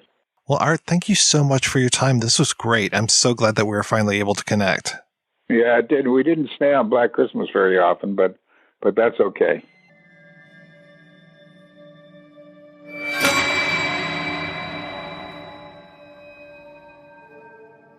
Last but not least, let's hear from David Hastings and Paul Downey, the authors of It's Me, Billy, Black Christmas Revisited, which is available January 2022. Where do you guys know each other from originally? Dave's an independent filmmaker based in the West Midlands. We're both based probably about 40 miles from each other. But I run a website that does like horror reviews and interviews and all like. And David done a Halloween fan film called One Good Scare, I think it was, which is based on a comic book, which was a kind of an adaptation of the Halloween universe. And we'd kind of got in touch and done an interview, and obviously found out that we kind of had this mutual appreciation for the Halloween series. I mean, Dave's he's like on the next level to me in terms of Halloween, knows things that I couldn't even fathom. But at the same time, we found out, just through getting to know each other and becoming friends and, attending like film screenings, conventions, things like that we both really enjoyed Black Christmas. And to be honest, that book thing never kind of come up until it was around 2019. It was around the tail end of 2019. We'd worked together creating a 40th anniversary fan documentary around Halloween's anniversary with it for 2018. Just a nice thing to do. And I kind of rallied the troops, and then Dave helped to really mold it and put it together and edit it, and he filmed some like insert segments for it, because he's end of days a filmmaker and I'm not. You always kind of have it in the back of your mind, you want to kind of work together. And I'd started together around the tail end of 2019. Dave would ask me about it. I would keep him updated. And then like the year after, he kind of, it might have been 2019. It probably was actually in 2019. Dave said, if you ever need a hand, let me know. And it kind of like, And I quickly realised with the beast that the book became that I do need a hand, and I need somebody I can kind of trust that knows their stuff, and just seemed like a really natural fit in terms of what he was going to bring to the project, because he immediately had ideas that I hadn't even considered, and that was kind of the genesis of it, effectively. I think I just kind of got jealous and muscled in and said, "Can I help?" And you said, "Yeah, sure, why not?" And I was like, "Okay, cool. Let's sit down and get an idea together and go from there and see what angles you want to come at it from."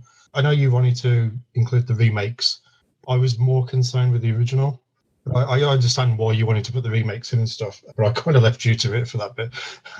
There's a few little tidbits I kind of did, but Paul was kind of the mastermind of everything. I've just kind of been following his lead for the last 2 years now or something like that. Best part of 3 years, really. I mean, in terms of where it came from, because initially all it came from, I was doing some emailing around, and I just wanted kind of some Christmas content for my website, and Christmas horror, gets good traffic around this time of year.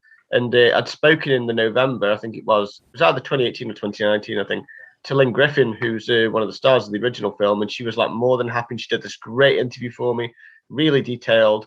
And then kind of started to look around about who else I could talk to who hadn't maybe talked about it before. I found out there was contacts for the guy who designed the poster, the iconic poster of the, Claire with the bag on her head with the wreath, and actually an uncredited screenwriter who'd never talked about the film before. The knowledge was out there, but no one ever felt the need to interview him. And I was like, well, this is an opportunity here, initially for the website. But then when these interviews started accumulating, that was when I found that it really had legs. I always find that with projects like this, is you get to a point when if you accumulate so much information, which we had, that you're like, this is something more than maybe we thought it was. Because initially it was just going to be a series of articles for the website, and then it got to a point where we'd accumulated so many interviews and started doing the research process. Like, this was just on the 74 film at this point. They were like, this has got serious legs, so we're going to have to figure out a plan, basically. And then for me, the continuity for adding in 2006 and 2019 was to tell this 50-year journey if we could, and try and give people a timeline that, and fill in the blanks of areas they might not have been aware of. And because when we're covering the remake and also the 2019 film, we go into how they came to be. So like the journey of 2006 begins in around 2002. It might have been slightly beforehand, and we try to go into a bit of detail there. We fill in the blanks in terms of the VHS era, reasons that people might not have seen Black Christmas in the UK before. So there was so much to go at. It was crazy. I mean, I never thought when we first started we'd find all these nuggets of information, and putting them together, we were hoping that we would put this comprehensive guide of the Black Christmas universe effectively together for people to read. You guys are of the age where you were directly affected by the video nasties, correct? You weren't allowed to see a lot of films? We weren't allowed to, but my mum and dad let me. That's the difference. The only one my mum and dad always said no to was the first Elm Street. And the reason being was because there was always the implication, the first one, of the child molesting, the child predator with Freddie, which obviously was left far behind when she got to Nightmare on Elm Street 2 and everything. That's the only one that they kept back from me for a few years. Remember, it was on Channel 4 late one night at 10 o'clock, and I couldn't watch it because I had to go to school the next day. So I recorded it, and I spent all that day at school going, I need to get back into this film. Because I remember just watching that first little bit where you see his shoes and he's making the knives and the glove and everything, and then I was like, I need to watch the rest of this film. This is crazy. But I remember the video nasty stuff. Like, we had issues with Child's Play 3 and all kinds of stuff because it was a real tragedy over here. We had the killing of a young lad called Jamie Bulger, and the newspapers just went ballistic with it. The Daily Mail, of course, all this is filth, it's vile and stuff like that. And the interesting thing about the video nasties is a lot of people just thought they got banned outright. A lot of them weren't banned. They were just quietly taken off the shelves. So you could see them and find them somewhere every now and again if a video shop just hadn't took them off. But they weren't outright banned. They were just quietly removed banned. But I remember the video nasties because I think for me as a horror fan, being quite young as well, I was like, well, I've never wanted to kill anybody. Why on earth would I want to hurt somebody because I'm watching a film? That makes no sense whatsoever. And that's why my mum and dad were exactly the same. That's why I watched Hammer horror films, all the Friday the 13th. I mean, I remember watching Halloween when I was 6. That doesn't mean I want to go and put everybody in our street and figure all like that, stuff like that. But that seemed to be the primary message from the newspapers and stuff. It was like we were all deviants all of a sudden, and it was heartbreaking more than anything, because as a horror fan, you always feel like the outsider anyway. So to have this extra kind of pressure of, oh, well, you are really an outsider, you know, wacko, it's kind of like, oh, wait, really? I mean, you know, and the beauty of the horror community is I know so many people in the horror community are some of the best people I've ever met, who are some of the most kindest, you know, caring, happy people I've ever known. And they would go to the ends of the earth to help you and stuff, you know. So from my experience as a kid to now and stuff and everything, I've never once seen that image of us all being weirdos or freaks and stuff and things like that. Do you know what I mean? And I just think it was a cruel way to kind of categorize and isolate a bunch of people who just like celebrating horror films. You know, I don't know if anybody else feels like that. It's just, you know, I mean, I watch these films going, God, that's amazing. I want to know how they made that stuff. I want to know how Jason takes somebody's head off and it's a prosthetic. You can see it for a few milliseconds. Oh, well, that's cool. I want to do that. I want to make that stuff and be creative and just tell a story and everybody knows it's fictional and stuff like that. But good old Daily Fail. Was Black Christmas directly affected by that? It's not effectively by the video nasties, because it's kind of, even it's like physical release, as far as we're aware, it's pre the video nasty era. But there is a really interesting story which we go into in the book, which was basically the debut of the film was meant to be, I think it was, I didn't check the dates, but there was an incident in the UK called the Hungerford Massacre, where basically somebody went a bit crazy in an area called Hungerford, you know, as in the Hungerford Massacre. And basically what happened was that happened on the day that Black Christmas was going to debut on the BBC, I believe. And basically there's a newspaper article where there was a statement put out that basically they said that it would be in poor taste for Black Christmas to be shown on that day because of what had happened, even though that, you know, the incidents aren't, you know, it wasn't anything to do with like, you know, like college campus girls or whatever else. But yeah, not so much in terms of the video nasties. I think it was just obscure, I think, more than anything, because the rights holders didn't really, until like the advent of DVD, they didn't really push it. So there was like, you know, there was Betamax releases of the VHS, there was VHS releases, but they just kind of came and went. It wasn't until really Tartan DVD, which was now like a defunct label, took it on and was working with some like really passionate collaborators, which we got to speak to as well, that the film really started to gain traction and gain that new audience, which is a lot of the audience you find online now. I think a lot of the people that we've talked to are people that maybe have discovered it like post 2000. And I think if people did know about it before that, it was kind of like so obscure that you wouldn't see anything at conventions or anything about it or stuff. Just be that kind of one of those underground films that people kind of knew about and so forth. I think the Hungerford Massacre was August 1987, I think it was. That one, I think it was around August 1987. They kind of banned guns ever since then, if I remember right. I might be wrong, but I know there was a big thing about guns at that point. It was a complete no across the board. But it was, I mean, you could understand why they took it off that day. By the time you guys decided to start this project, Black Christmas has been out there. Were there any people that you talked to that were kind of surprised by the amount of fandom that the film had? People like Lynn Griffin and stuff, they kind of kept involved in, you know, supplement material for DVDs and Blu-ray. So I think she's kind of knowing what it is and stuff. But I thought who was the camera operator on the original film, he was quite surprised that we wanted to sit and have a chat with him over Skype and stuff and things like that, because it's, I think for them, they know they made something special. But because this is not like Halloween, where it was mainstream, you know, you've got Nick Castle coming back to play Michael in the new films, little brief bits and stuff.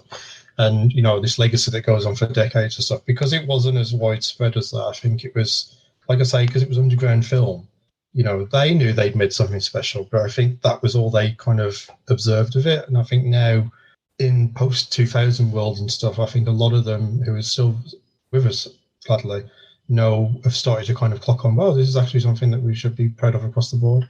Bob Clark certainly knew he'd done something special, and thankfully so. I mean, it's so sad that Harry was taken from us a few years back and stuff. But I think Bob Clark knew, and I think John Saxon probably knew, because John Saxon would talk about it, and he would go to some of the screenings and stuff. But I think some of have kind of just either moved on to other things that they're more well known for, and have kind of just maybe now are starting to see the effect it's had on people since we've had these nice special edition Blu-rays and things that are coming out and stuff.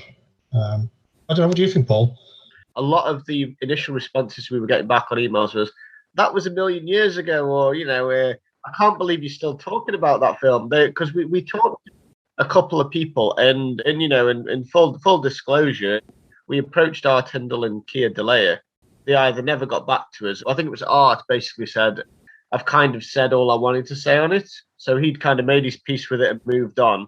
Unfortunately, we did John Saxon before he passed, but we've managed to use archival interviews.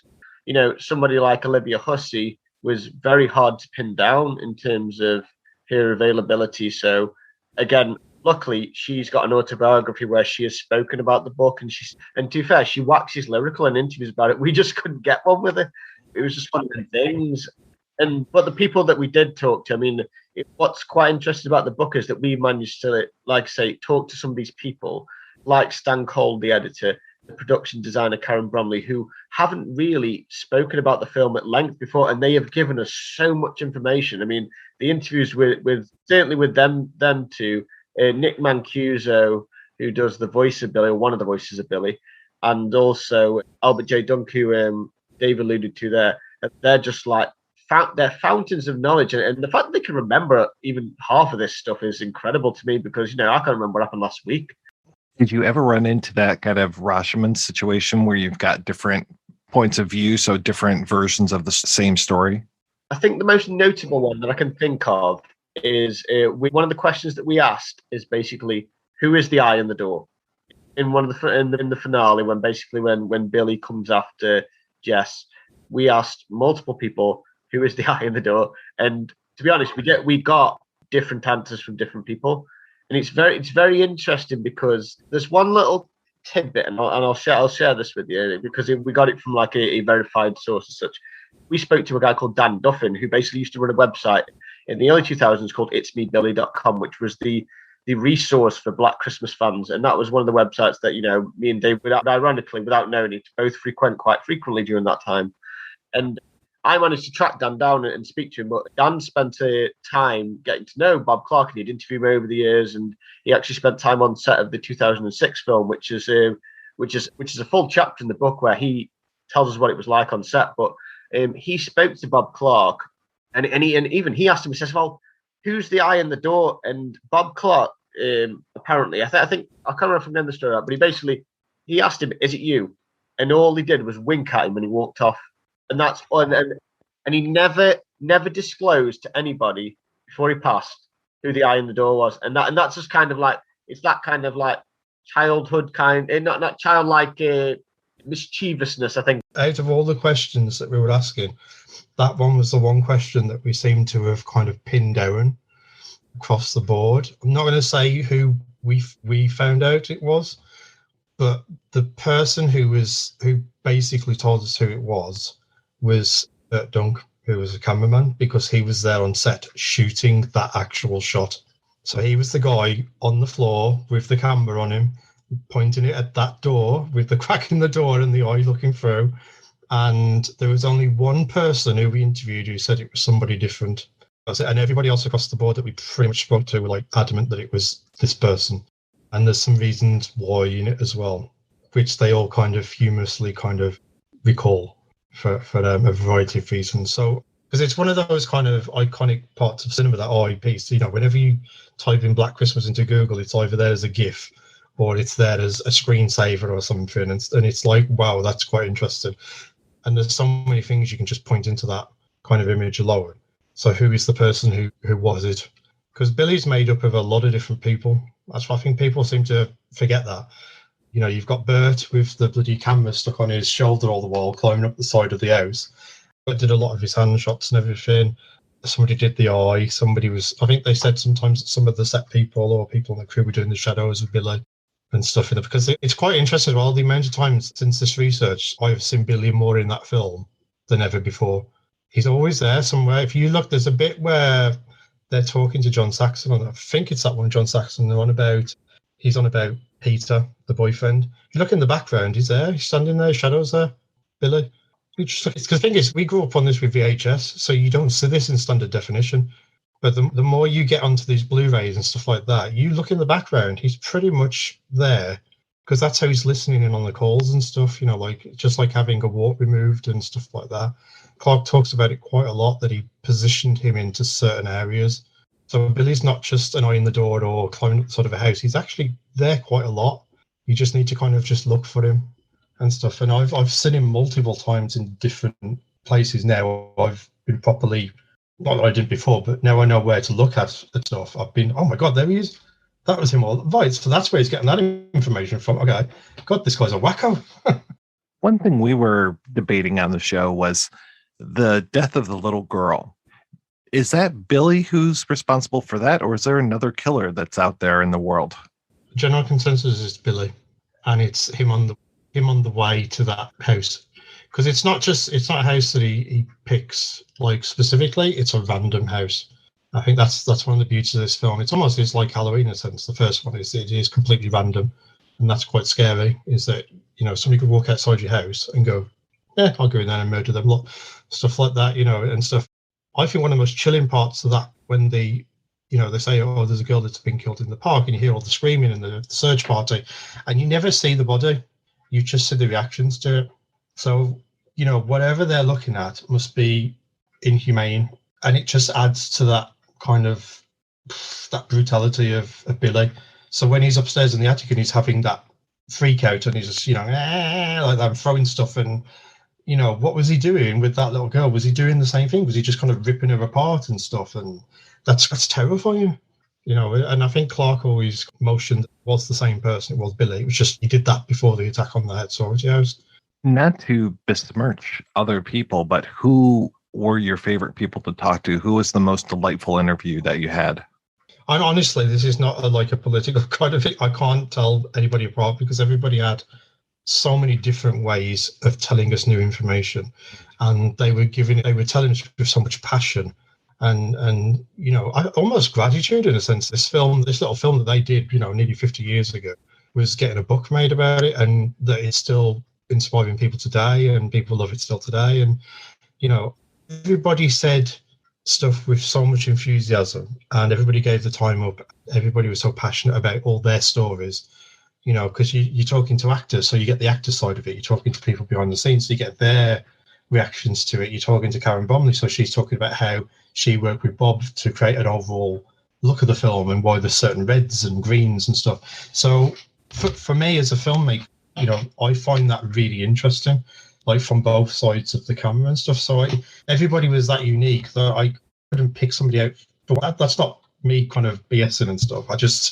There was so much information being given in it from everybody that it was just a joy to kind of hear it in any way, shape or form that we were getting it. It was really nice in terms of the conversations that we had. We had Skype conversations with Bert Dunk and Nick Mancuso, which were great. Bert Dunk was particularly fascinating because he showed us production schedules that he had kept from the film, and he still got them in his office, and it was like, and I could see Dave's eyes just light up, like when he just brought them out of this crusty old folder at the back of the room. I was like, you've been sitting on these for nearly 50 years, and it was just fascinating. And again, he was very knowledgeable, but also at the same time, like Dave said, it's that air of gratitude. And I personally think that, if Bob Clark was still with us today, he would wax lyrical about this film now, because I think he will have understood its legacy, where maybe 15 years ago, 20 years ago, he might not have got it. I mean, he might have known that he made a great film, but at the same time, he might not have understood the effect it's had on the genre and, in cinema, really. It's crazy. I think social media and the internet have helped this film a lot, because there's little fan groups out there on Facebook and stuff, and people are starting to realize this film that they liked, that they thought was, this underground little, brilliant film, has actually got more people around the world that are also loving it for exactly the same reason and stuff. So I think the internet's had a massive way of opening its legacy, and turning it into an even bigger cult film that it is now. Like, I know now that, like, in the last 15 years or so, I mean, I certainly have done this, is my traditional Christmas Eve is watching that film. Regardless, I have to watch that film on Christmas Eve with a glass of wine or something, or a red wine just on a Barbara and stuff, just on a Barb, and yeah, it's a big glass, and just take it in for Christmas and stuff, and then I'll watch it on Christmas Day night again, even though I watched it 24 hours earlier. I can't get enough of this film at this time of the year. I just think it fits in perfectly when you put your tree out. You've got your decorations up, you've got the lights off, so if you've got a fire at home, you can see all the shadows at the wall and everything and stuff, just like in the film. You're looking for Billy's shadow somewhere and everything in the background. It just adds to it so much. I find it very difficult to watch this film in July. You try watching this film in July, it's weird. It's weird. It's weird when it's still light outside and everything. It's crazy. This time of the year, it's just perfect. It's perfect to film anyway, but in terms of watching it and when to watch it, this time of the year, you can't go wrong with it.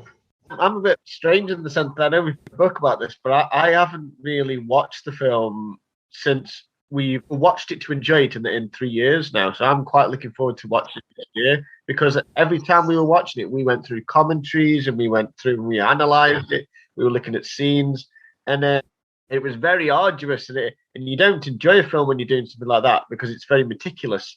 It's an exercise. Whereas now we're kind of done with it. Like the other day, I watched Black Christmas 2006, and I just had it on. I kind of just had it on and just kind of like watched it, in a sense. The more surprising things that you found while you're doing your research. I think for me, I'm a bit of a sucker for troubled productions, and 74 seemed to go like a dream, but the other two didn't. And we go into quite detail in terms of the 2006 and 2019 films and basically what went wrong in the sense that, and I found them stories, like Dave alluded to earlier, I kind of like took the lead on them, and he kind of just like added bits in here and there and obviously made sure that everyone's kind of like, making narrative sense. Talking to a lot of people from them sets was a real eye-opener in terms of the way that Hollywood works, that, the way that the system's changed, because they come in very different cycles, but they're also quite the same in the sense that the 2006 film was part of the kind of the 2000s remake cycle where you've got Halloween, Texas Chainsaw Massacre, Nightmare on Elm Street, Friday the 13th. And then when 2019 comes around, it's off the back of Halloween making this massive hit at the box office with like a fast forward sequel. And it's almost like Blumhouse trying to cash in. And it's a very rushed production. There was a lot of problems on set. The writers and the director were under a lot of pressure, and then they are so divisive that people will maybe see them in a different light. They don't have to like the films, but I think they can maybe appreciate what they could have been. I think that's the way I'd like to see them, because, at the end of the day, art is subjective. We love films, we hate films, and we're all different. So I think having them in there adds like I say, a structure to basically what, like people like Glenn Morgan, who went in there with the best of intentions and just got completely shafted, for lack of a better term, in what they wanted to do.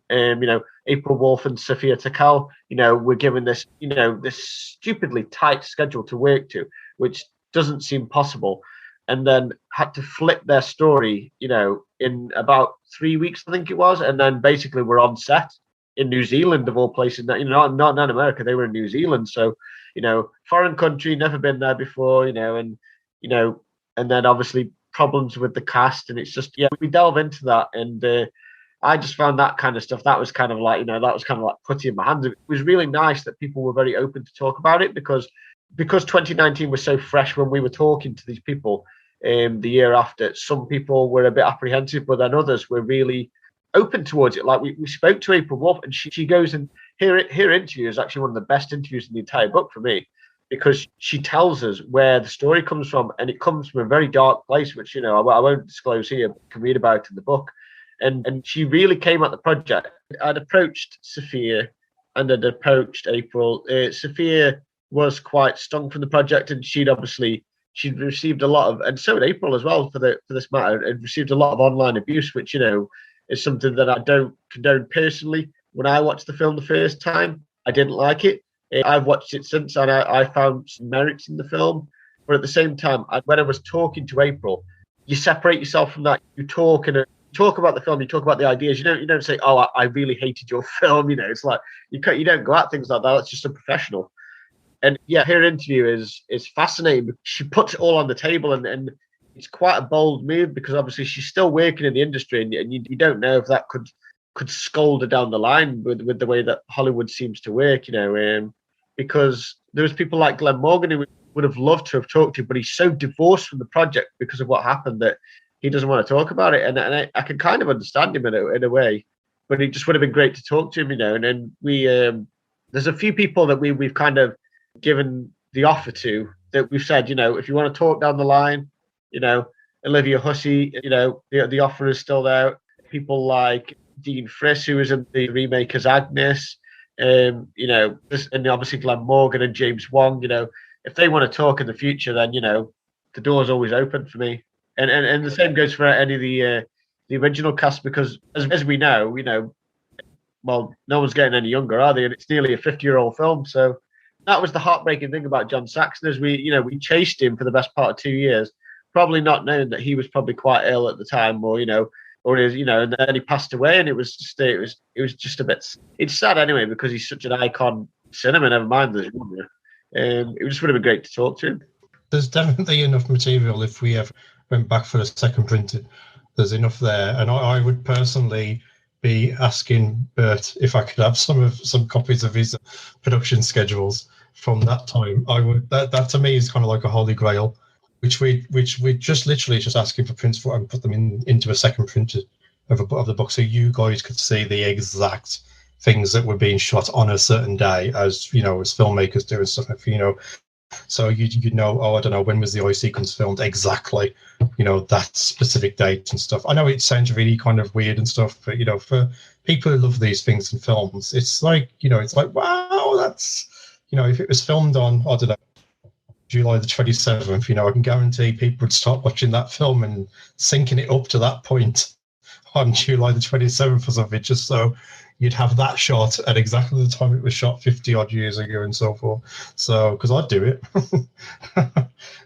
I just think that kind of information, it's not for everybody, don't get me wrong, but then the beauty of these kind of books and projects is for the people who do want to know about that stuff. It's there then. It's there forever, and we haven't lost it. It hasn't been lost. It's there for us all to enjoy it. This seems like a really good COVID project, because you could do these interviews via Skype and you didn't have to necessarily leave the house that often to be able to work very diligently on putting this all together. I was literally sitting here for these interviews and stuff where I am now. And to have Nick Mancuso on Skype do the Billy voice in front of you live, it's quite an honour in a weird kind of way to hear him say, start just randomly going off into the Billy voice, and me going, oh my God, am I in a nerd? Am I in a nerd? He's doing the Billy voice. And trying to look professional at the same time, but inside I'm going, oh my God, oh my God, oh my God. It was quite cool.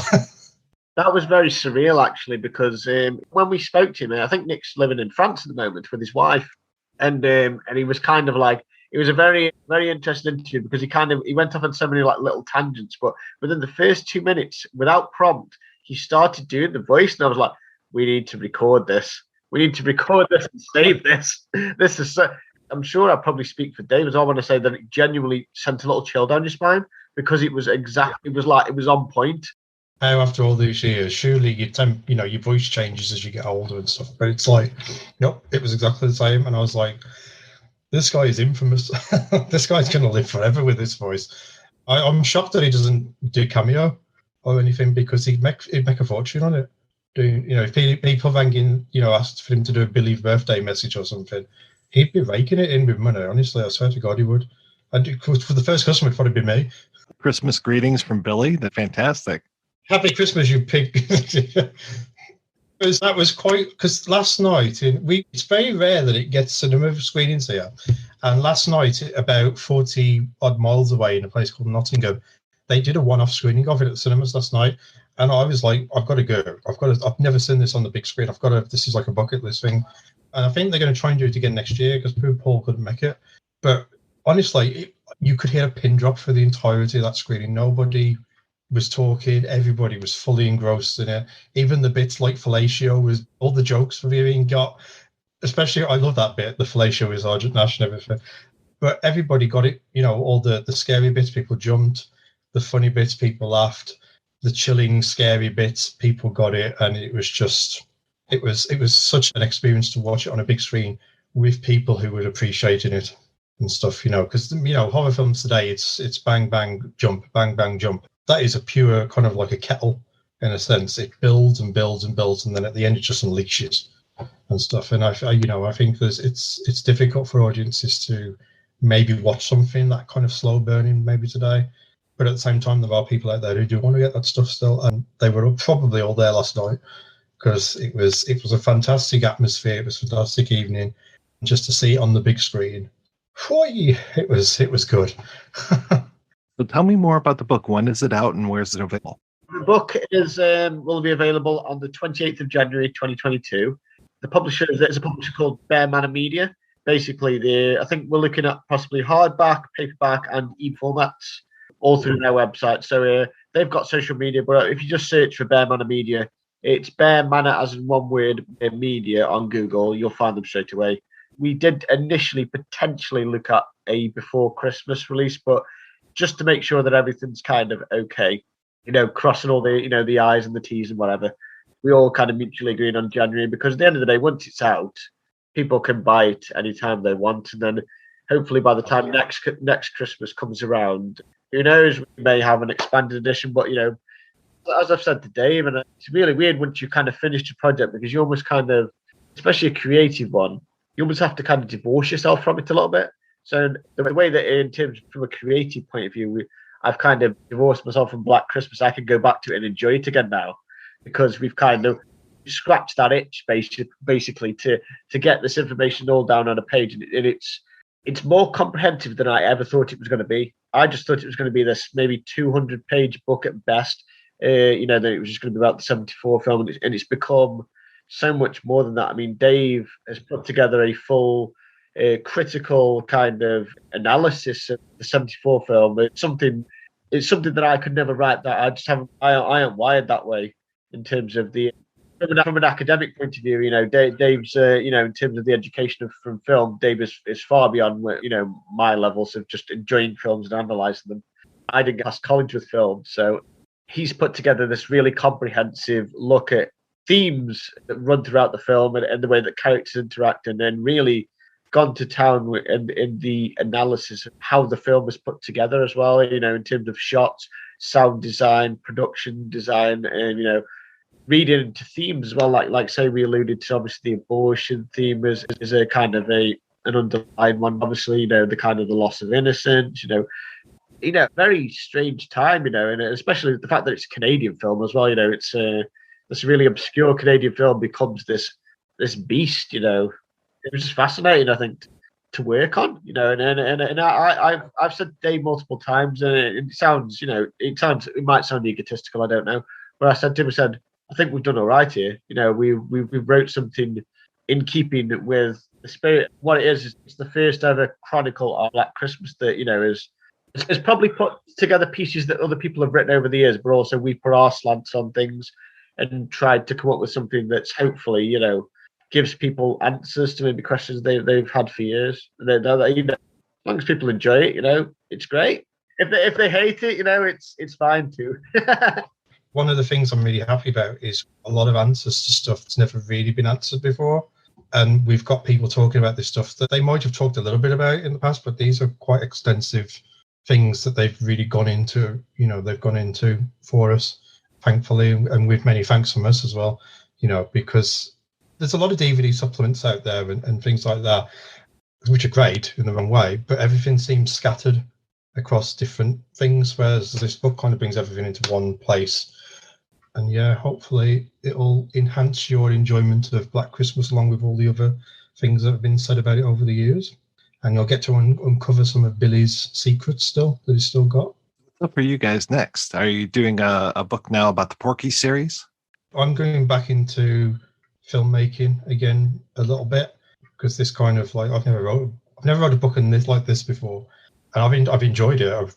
Fantastic experience. I think I'll probably go back to it with Paul one day. For the time being, I've got some films. I've got a film coming out soon called You're My Sunshine that I'm kind of in post-production on. We should be finishing it in a few days, so I need to spend a bit of time on that. And then I've got some scripts I need to rips, so I'll probably be doing that for a bit next year. And there's another film that we're finishing next year for next Christmas called Advent, which is a Christmas anthology. I am going back into horror film making soon. I can't say anything else. I'm sworn to secrecy, or else I'll be battered, probably. Ironically, I'd never seen it. I watched A Christmas Story last night for the first time.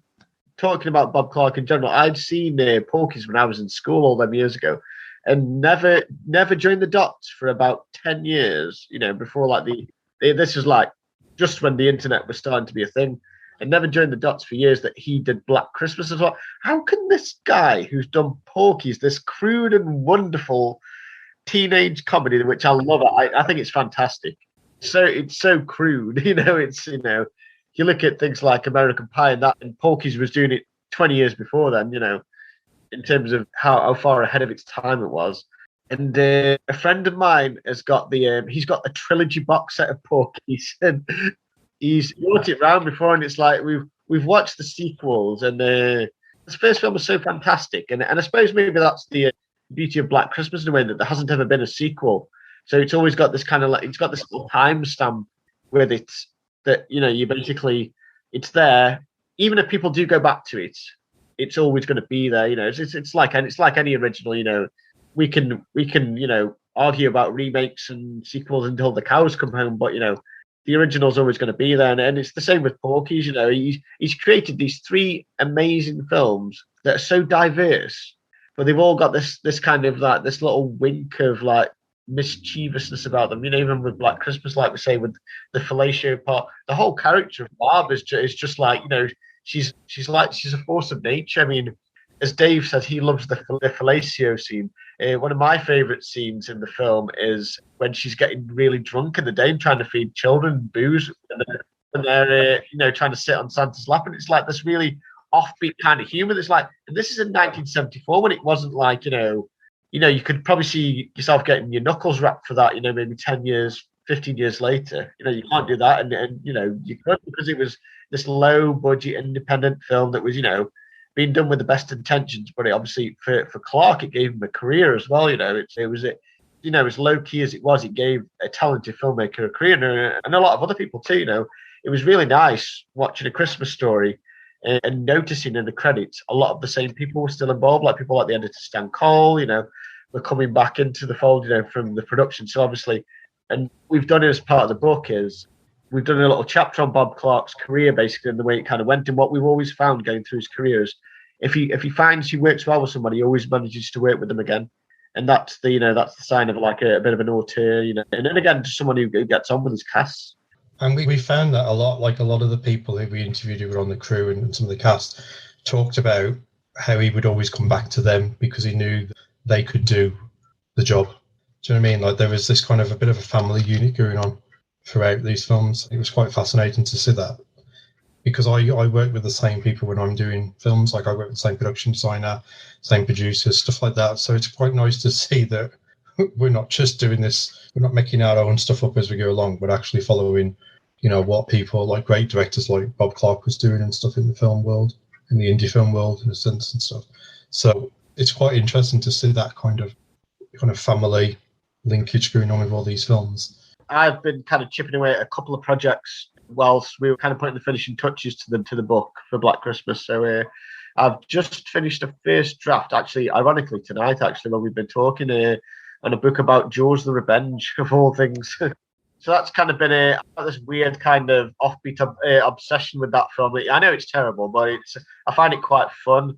It was really interesting, like we were talking about earlier, we're talking about troubled productions, and Jaws the Revenge is a very troubled production. And it's been really fascinating because basically during the research process for Black Christmas, I managed to get a few like old newspaper clippings and started to had an idea in my mind. I was like, I wonder if I can do something with this, and then put the pieces together, and hopefully that's going to kind of come together over the next 12 months. The rough draft's done. I'm just kind of waiting on a couple of interviews to come back for that. And then also I've tentatively started a book on the Maniac Cop trilogy as well.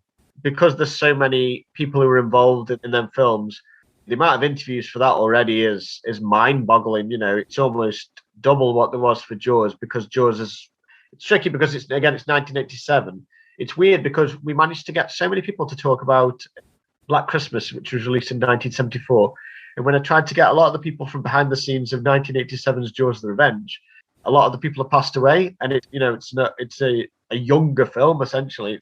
But obviously it must have had a lot of older heads on it in the sense, which is, it's a shame, but it's very interesting. It's been very interesting to look at it with an analytical eye, especially going from a film so revered as Black Christmas to one that's probably quite across the board quite universally hated, and trying to give it a voice. I mean, there's been books about Jaws, there's been books about Jaws 2. It was a lot easier to find information about Revenge, and I actually prefer Revenge to Jaws 3D, so it kind of felt like a natural fit. And I found the writing process quite easy, and it's been the same with the Maniac Cop series. That I know that me and Dave will collaborate again in the future. We've been toying with different ideas. It's just Black Christmas was a good opportunity to as well from a commercial point of view. It's good to look at a gap in the market essentially. And not exploit it, but we like to feel that there are companions for Halloween, there's companions for Elm Street, Friday the 13th, and now people have got a companion for Black Christmas. So that's kind of hopefully what we have given people. And then if someone ever wants to write a book in the future that's they managed to get other interviews than us, then they might use us as a reference point. I don't know. It's like I say, once it's released, it's out there, isn't it? We're just gonna ride the wave of praise and criticism. Dave and Paul, thank you so much for your time. This has been fantastic. 15 years ago, on Christmas Eve, his family became his victims. What have you done?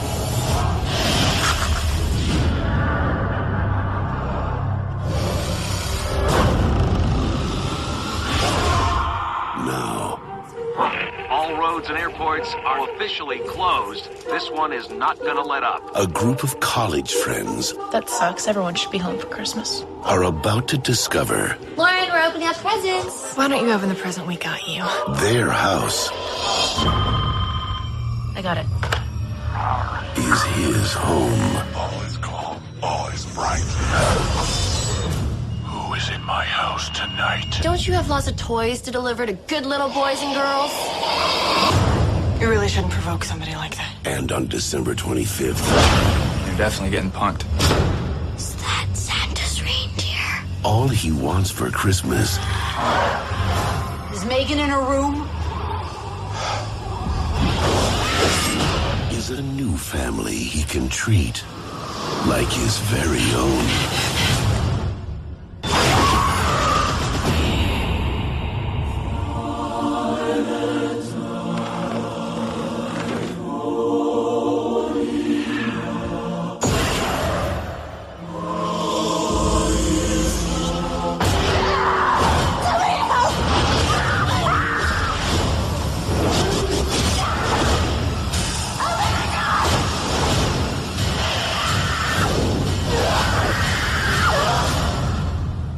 You're my family now.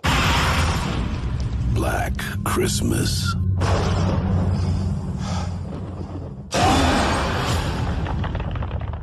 All right, we are back and we are talking about Black Christmas. And Mark, you mentioned before the break the whole idea of a sequel to this.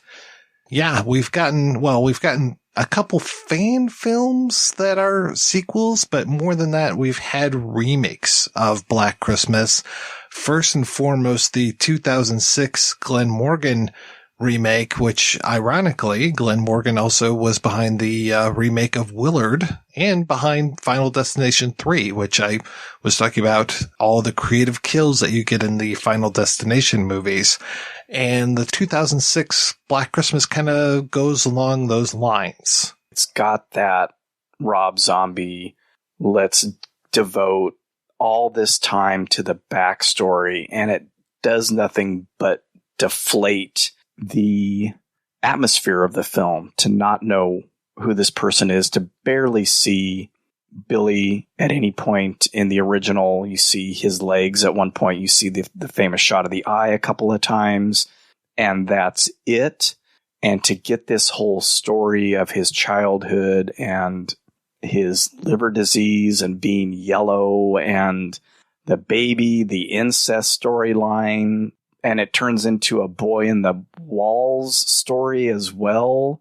I don't dislike that remake. I kind of give it credit for being really way out there and really stylized. It's got a lot more style than I think it needs a lot of times. But that aspect of the film I do not like. I don't want all the backstory. And I do blame Rob Zombie for that. And it's just uninteresting to me. A Cypher is much more interesting. Of course, I'm reminded of the yellow bastard from Sin City as we see Billy. The very first time we see Billy, I'm like, is he yellow? What the hell's going on? I kind of like the stuff in the insane asylum, and that his room is decorated with Christmas lights, and that he gives a little present to one of the guards that says, I'll be home for Christmas. By that time, we've already had one death. So as soon as he escapes, I'm like, okay, well, there's obviously two killers. So when there's a twist, I guess it's supposed to be a twist, and Agnes is out there as well. I'm like, yeah, okay. The only thing that surprised me is that, and this was very much a cheat, they go from that kind of kooky girl with the glasses, they cut from her to the past, and then I want to say they come back to her. So it's like, okay, that's obviously her memories, but it's not. It's just that they cut away and they cut back. I'm like, okay, you're cheating, but whatever. And I want to say that was around the time that we learned that Agnes only had one eye. So I'm like, well, she's got two eyes here. So definitely this isn't adding up. But yeah. And then all the eye trauma. I mean, this is like a Fulci film going on here with all of the eyeballs being removed and the baby doll eyes and all this kind of stuff. I didn't hate it, but I think they could have called it something other than Black Christmas and been okay with it. I was very confused, and I watched it. I might have even watched it before I watched the original, but it's been a long time. So this was only the second time I had seen it, and I was extremely confused at the beginning. And I thought, are we operating on two different timelines here, and it's going to merge at some point? Because like you mentioned, we have the kill of the Claire character in this one, and I think she's the only one with a name from the original. I could be mistaken though. And other than Mrs. Mack, I'm assuming that Andrea Martin is Mrs. Mack again. Yes, she is. But then we're going back to the asylum, so he hasn't escaped yet. And I thought, what's going on? So obviously I didn't remember that part of the film from the first time I watched it. And I didn't honestly remember that Agnes was the main killer in this. I thought the same thing. This weird girl is going to be Agnes grown up. And no, because she gets her head chopped off. So that was wrong. And then I thought, okay, yeah, now I get it. There's two of them. Agnes is his daughter from this incestuous relationship with his mom. Okay. I mean, we talked about implied violence in the first movie. We talked about not really knowing what's going on with Billy in his life, that there's implied incest. There's no implication. This is full out. This is mom comes over to little yellow Billy, and just boom, takes off all her clothes. All right, Billy, let's do it. And it's like, holy shit. Did you have to go there? Like, yes, they went there in the first one, but did you have to go there so much in this one? Like, again, implication is much more powerful to me than this one where I'm almost laughing at how out there that they had to put things. It felt like this was for the people in the back row who just weren't going to pick up on any of these other things.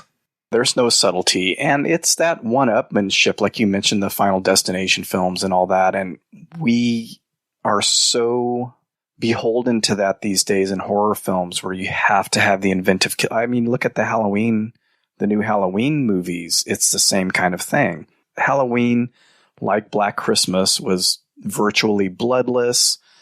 You see a couple of the killings, but there's 2 strangulations and there is some knife insertion, but it's very quick, mostly bloodless, and that's not the point. And I think John Carpenter definitely took a page from this and was apparently a fan of Black Christmas.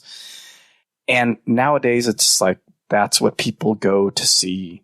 And we have to make them creative. And you just have to keep ratcheting it up. And it's a detriment, I think, to this film. Loses all subtlety. And so much so that the characters in this, again, unlike the characters in the original, are so one-dimensional that I couldn't parse out who am I supposed to think is the final girl here. I don't mind a switch up, like, oh, I thought it was going to be her and now she's dead. It's like Maitland, like you mentioned earlier, I don't care which one of these girls dies. I want Mary Elizabeth Winstead to survive because I'm a Muse stan, but I couldn't remember, like, who's going to be the final girl. Are we going to have a final girl? We usually do. Didn't care, didn't matter. And the one that it ends up being was like one of the least interesting characters in the film. Yeah, I thought for sure, like, okay, is it going to be, because in the first movie, you've got Olivia Hussey and you've got Margot Kidder. And I know Hussey was somebody before Black Christmas, so she's a known quantity. I want to say that Margot Kidder was as well. I want to say Sisters was right around the same time, and I'm not sure what Kidder did necessarily before that to put her on the map. Watching it with 2021 eyes, I was like, okay, well, these two are going to have to survive. So when Margot Kidder ends up biting it, I was like, oh, okay, that's kind of interesting. Well, we're for sure placing all of our bets now on Hussey. So when it came to this movie, I was like, okay, well, I know Lacey Chabert, I know Mary Elizabeth Winstead, and I know Michelle Trachtenberg. Which one of them is going to survive? Well, joke's on you, Mike. So it's like, all right, great. Thanks a lot. It's my privilege to teach you this semester. Enjoy your winter breaks and Merry Christmas. What's up, ladies? Excited for tonight? It is our last day of our last fall semester of college ever. Jingle bell, jingle bell, jingle bells ring and jingle bells ring. Can you take a photo of all of us? Of course. Where's Helena? She was patting back a sodas earlier, but she looked really good. Cheese. We shouldn't have let her go back by herself. She's fine. Come on, live a little. Across the air. No, wait.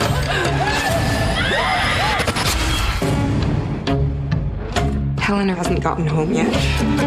If I were missing, I'd want you to unleash the bloodhounds and track me down. She was at DKO last night. Still creating problems, all right? Hello? Hello? I'm worried that something bad happened. It's winter break. Could just be a delay of some sort. Snow. My friend is missing. 9 times out of 10, the girl's just with a boyfriend. I will bring you to your knees. There's someone in the house.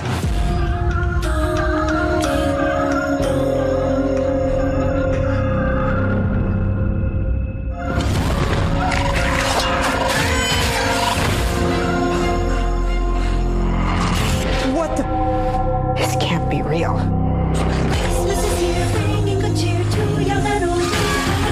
This school has 200 years of history. Many sacrifices have been made to keep our traditions alive. You're all insane.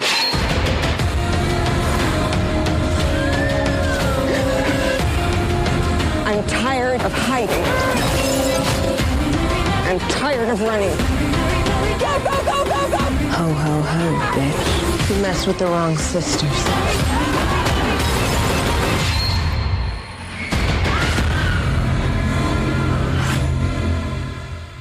And then there was the 2019 movie, which I watched for the first time today, which, again, doesn't necessarily need to be called Black Christmas. There are some interesting nods. There's a bag over the head at one point. There's a cat, but there's not a whole lot more. I don't even think there's, rather than phone calls, it's more like manic DMs, but they're not from Billy. There is no Billy in this film unless the rapist. I don't think his name Brian. It's not Billy. So I don't know why they felt the need to call this one Black Christmas. I think that they could have called the things that were similar. They could have called them homages, done a Tarantino on it, because there is not that much similar between this film and 1974 or even 2006. It's that most cynical of reasons they got the license for the name. And I vaguely remember when this happened, I heard about there was going to be another remake, and I thought, well, that's odd, because, I mean, did the 2006 one really do that well? And it turned around quickly. It was months. It was much shorter than most modern films get turned around. It was the Weinstein fallout where Dimension Film, or whoever held the rights at that point, they were going to be dissolved, and Blumhouse snatched up the rights to Black Christmas, got this, and at the time he had made some insensitive comments about female directors, and it was this whole thing. So approached this female director to take on this film. You can do whatever you want. There's no script. You write it and maybe kind of connect it loosely. So they didn't, go along the original storyline, which can be a good thing, can be a bad thing. I'm trying to think of an example of a film that is a reboot or a requel or whatever you want to call it, where it kind of works as not connected or not the same beat by beat story. But this is so removed. I'm thinking, why call it Black Christmas? I was thinking, they had a script and it was too similar, but they didn't even have the script. They just had the name and the rights. And the only thing you get, like you said, are the cat. And in all three films, we have a glass unicorn. And that's like the one connection for all three, at least. And multiple nods throughout, I think, with maybe a line here or a line there. And I tried to catch as many of them as I could. And they're superficial nods. Like you said, there's no Billy, and it's DMs through Yip Yap. I thought they were getting texts. I'm so out of it. My wife asked what a DM was just the other day, and I was just like, well, Dungeon Master. Yeah, they started saying DMs, and I'm like, I thought you were getting text messages. They looked like text. I just have to put this out there for all filmmakers. If you're going to put text messages or DMs or anything where you have to read it on screen, please make it a lot easier to read, because even on my TV, which is a fair size, I'm not reading any of these things. I can barely make out what's going on.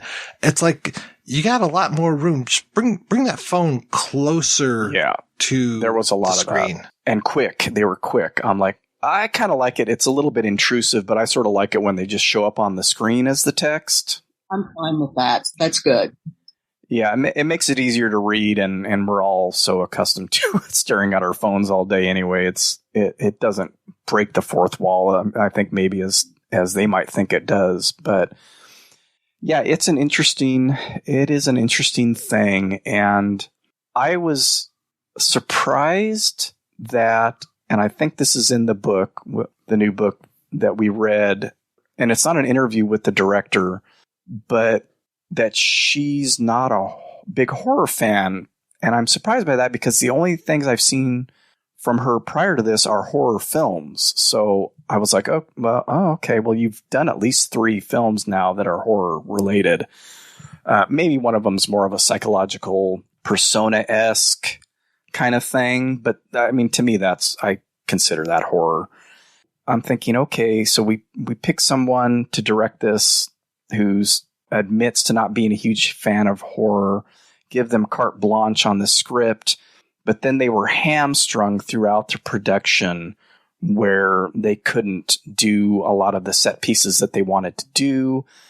And then at some point they made the decision to cut down the violence to make it PG-13 so that young girls who were the target audience could go see it. And all those things, I think, combined just make it not a total disaster, but really castrate the film. It has no impact. And you can see pretty clearly where the edits are made to the violence that you assume was there.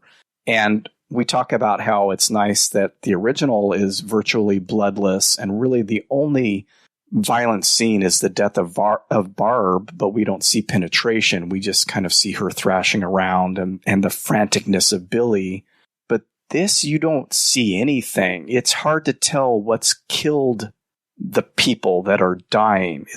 Did this guy get shot in the head? Because I have no indication of an arrow going through this person's head. I have no indication of this woman being stabbed in the eye or whatever it is that was originally there. They've cut it so much that it's completely gone. I don't even get an implication of how they died. And that to me went against the power of the film. I think I might have liked it a little bit more than you. I was reminded while I was watching it a lot of Promising Young Woman, that whole idea of the empowerment and this girl that had been raped before, though with Promising Young Woman, it's the girl's friend, even though you think it might be the girl, the main character for a while, or the woman, the very promising young woman. I was a little surprised that they went a supernatural way in Black Christmas 2019. And it really felt like that ending. I think to your point, it felt very rushed. It felt like it came on very quickly and then just felt like it got really rushed really fast throughout the last bit. And here I was just like, all right, yeah, cool, girl power, and let's attack all these frat guys and just murder these a-holes. But it just felt so fast. I really wanted more of that. I was like, okay, this is a good time for catharsis. Nope. Didn't get that. I liked some of the ideas. I liked Carrie Elwes in this. I always like Imogen Poots in whatever I've seen her in. I can see why people liked it. And like I said, I think I might have liked it a little bit more than you did, but it's not one of those where I'm going to go back to it anytime soon. I enjoyed the message of it. I just think some of the lines were too on the nose. This was around the Kavanaugh thing and Brock Turner, and I'm all for that empowerment. But the boyfriend of one of the characters who's an ally through most of the film, at some point he starts kind of getting affected by this thing that's going on, and has some stereotypical toxic male lines. And at one point he's like, I like beer. And it's like, okay. There's a few other examples where he tells his girlfriend, you're being hysterical. All those lines that men throw at women when they're expressing these things and trying to take that agency away from them. So I get it, but some of the lines were just so on the nose. I just kind of rolled my eyes a little bit. My daughter asked about the sequels, and I said, well, I don't think we'll watch the 2006 one, but I said the 2019 one, it's interesting. It's very different from this. It's a different story, basically, and it's PG-13. So, I mean, we can watch it if you want.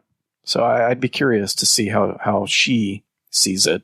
So apparently there have been 2 fan films about this. One of them I've not been able to find, which is called Black Christmas, The Night Billy Came Home. That's from 2016.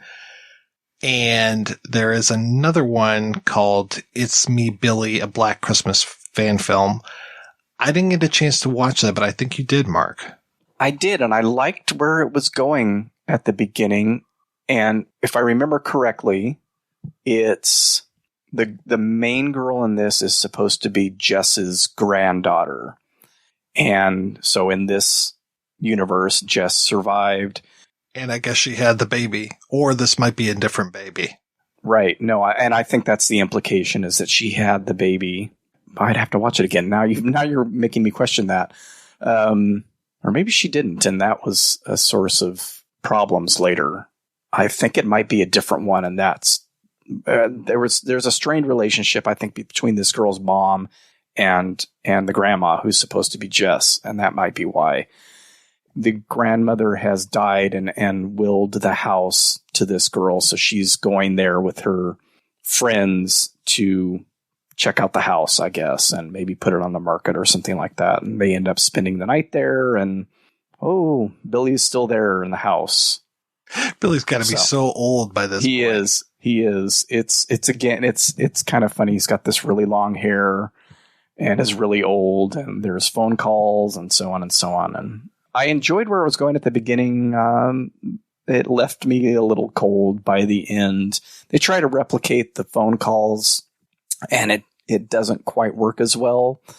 You have the multiple voices, but I think this gives a lot of credit to whoever mixed then and edited those calls, because it just kind of misses the mark a little bit. And then there's a twist at the end, which, since you haven't watched it, I won't spoil. And I may be relating the whole thing incorrectly. So if anybody that's listening, wants to correct that stuff, they can write to you about it. Yeah, they'll slide into my DMs. The one thing that we didn't really mention when it comes to Black Christmas is the second word in the title. And just that I'm not sure how many Christmas horror films we had to that point, but now it's ridiculous. I mean, Silent Night, Deadly Night, that's a whole big franchise. I mean, there have been so many films, horror films specifically set at Christmas, and they've all had a little bit of, the early ones had controversy around them. I don't know if Black Christmas had that much controversy, though I know that they changed the name of it when they were going to, air it on TV, and then they ended up not airing it anyway because of the Bundy murders. But yeah, I always found it interesting, how people would get so offended by a Christmas movie that is also a horror film. The only Christmas horror movie that I can think of that predates this is the one with Mary Warnoff. Maybe it's Silent Night, Bloody Night. All of the Christmas movies use some variation of the Silent Night, blank night, so it gets confusing. But it's sort of similar. There are phone calls in that as well. There are a bunch of the Warhol Factory people in the film. John Carradine is in it. And it's kind of interesting. I think most of the prints out there are really, really bad. You can watch it just about anywhere, but it has a little similar kind of creepy vibe to it, and is pretty interesting. And that it has phone calls in it as well. Threatening phone calls is a curiosity, I think.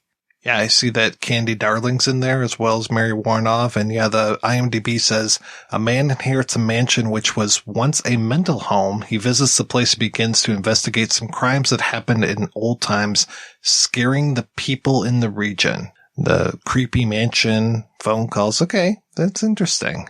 I love the little anecdote that when Black Christmas came to the States first, they changed it to Silent Night, Evil Night, so that people wouldn't mistake it for a blaxploitation film.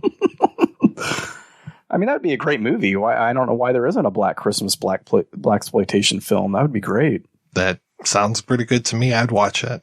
On my episode, I relate that I had read the story about Bob Clark and John Carpenter talking about Black Christmas and how John Carpenter asked if he would ever do a sequel, and Bob Clark was both against sequels and at that point already out of the horror game.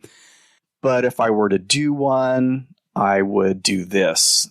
Have Billy institutionalized, break out, come back, start terrorizing again, but this time it takes place on Halloween. And I called bullshit on that story because I could never figure out the source. And I just always kept taking me back to a Bloody Disgusting article online. And I'm like, well, is this on a commentary somewhere? I've watched Halloween with commentaries. I've watched all the documentaries on Halloween. What's this from? my Blu-ray that I had doesn't have that audio commentary because I would have found out that it's a Bob Clark story. So I had always heard that Irwin Yablans had given Clark the title of Halloween and said to place it during that time of year. So having listened to your Fade to Black episode, though, it seems like Irwin Yablans likes to take credit for a lot of stuff. So I'm not saying he didn't, but it could be two people have the same idea. So, but I was wrong. According to Bob Clark himself, John Carpenter and he had this conversation at some point. I'm glad you're big enough to admit it. I told people if they know what about this story to let me know, and I get so much response from my own show that it's over. I couldn't find it all from all the responses. Oh, because it was overwhelming. Okay, I gotcha. I also do love the whole idea of holiday horror movies. Your Christmas, your Thanksgiving, your Easter, April Fool's Day. It gives a nice little something that you can tack plot points onto, or have a sight gag, or even a kill. New Year's Evil. There's a ton, and they're sometimes a lot of fun, sometimes a chore to get through, and sometimes they're completely unrelated to the holiday that they've tacked onto the title. All right, let's go ahead and take another break and play a preview for next week's show. Join us for the fantastic adventures of Flash Gordon. Flash uses football to fight his enemy, Ming the Merciless. Glidus, are your men on the right vitamins?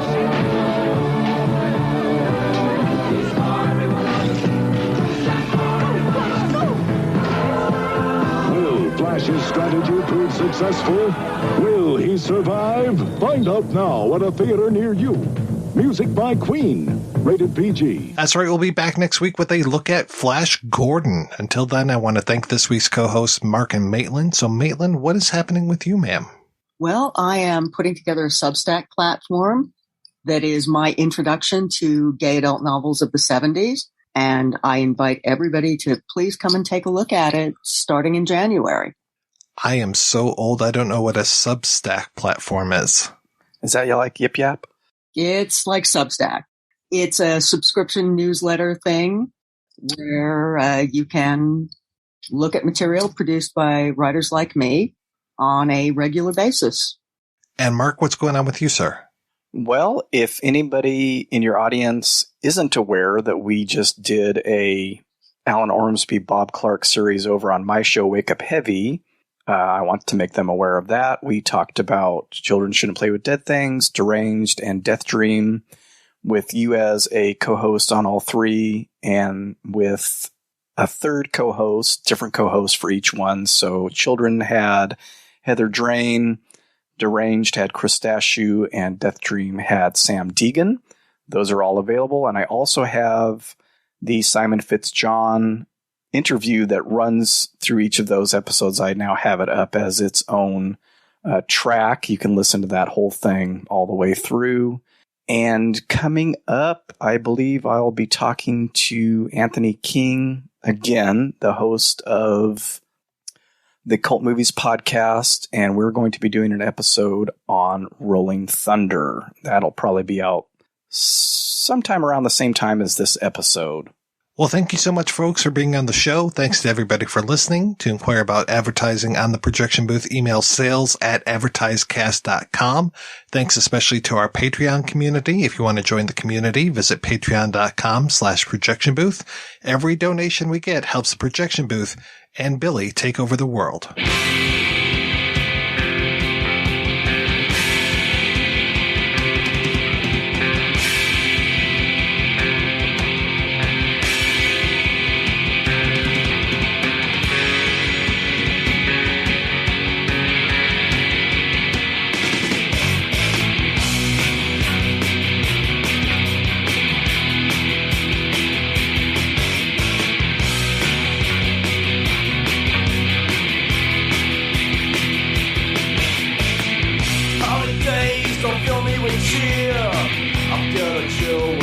Draw near. The time of year you can see your breath. My thoughts are turned to death. Feel the waves up in his bed. From dreams of snow drenched in red. On flicking lights he waits to see blood as it drips from the Christmas tree. There is no joy for me. Christmas is black for me. No hope, no cheer. Christmas is black every year.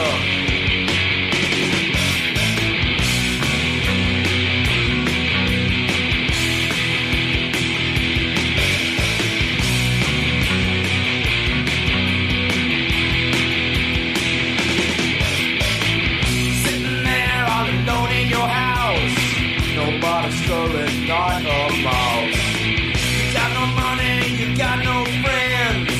You got no life, you don't need to pretend. Sitting there all alone, trying to ignore the rain and bone. Your bottle's empty, you're drowned in booze. Don't need to hear no more bad news. There is no joy for me. Christmas is black for me. No hope, no cheer. Christmas is black every year.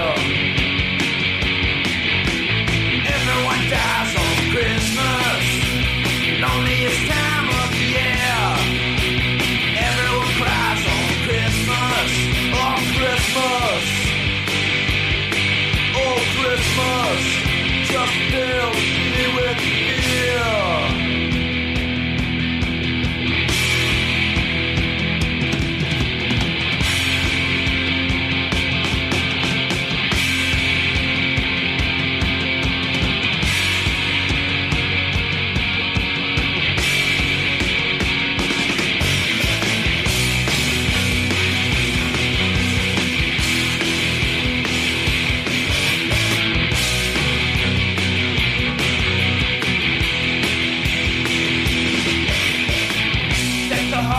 With boughs of black, your sister's dead from dealing crack. 'Twas years ago, you were just 18.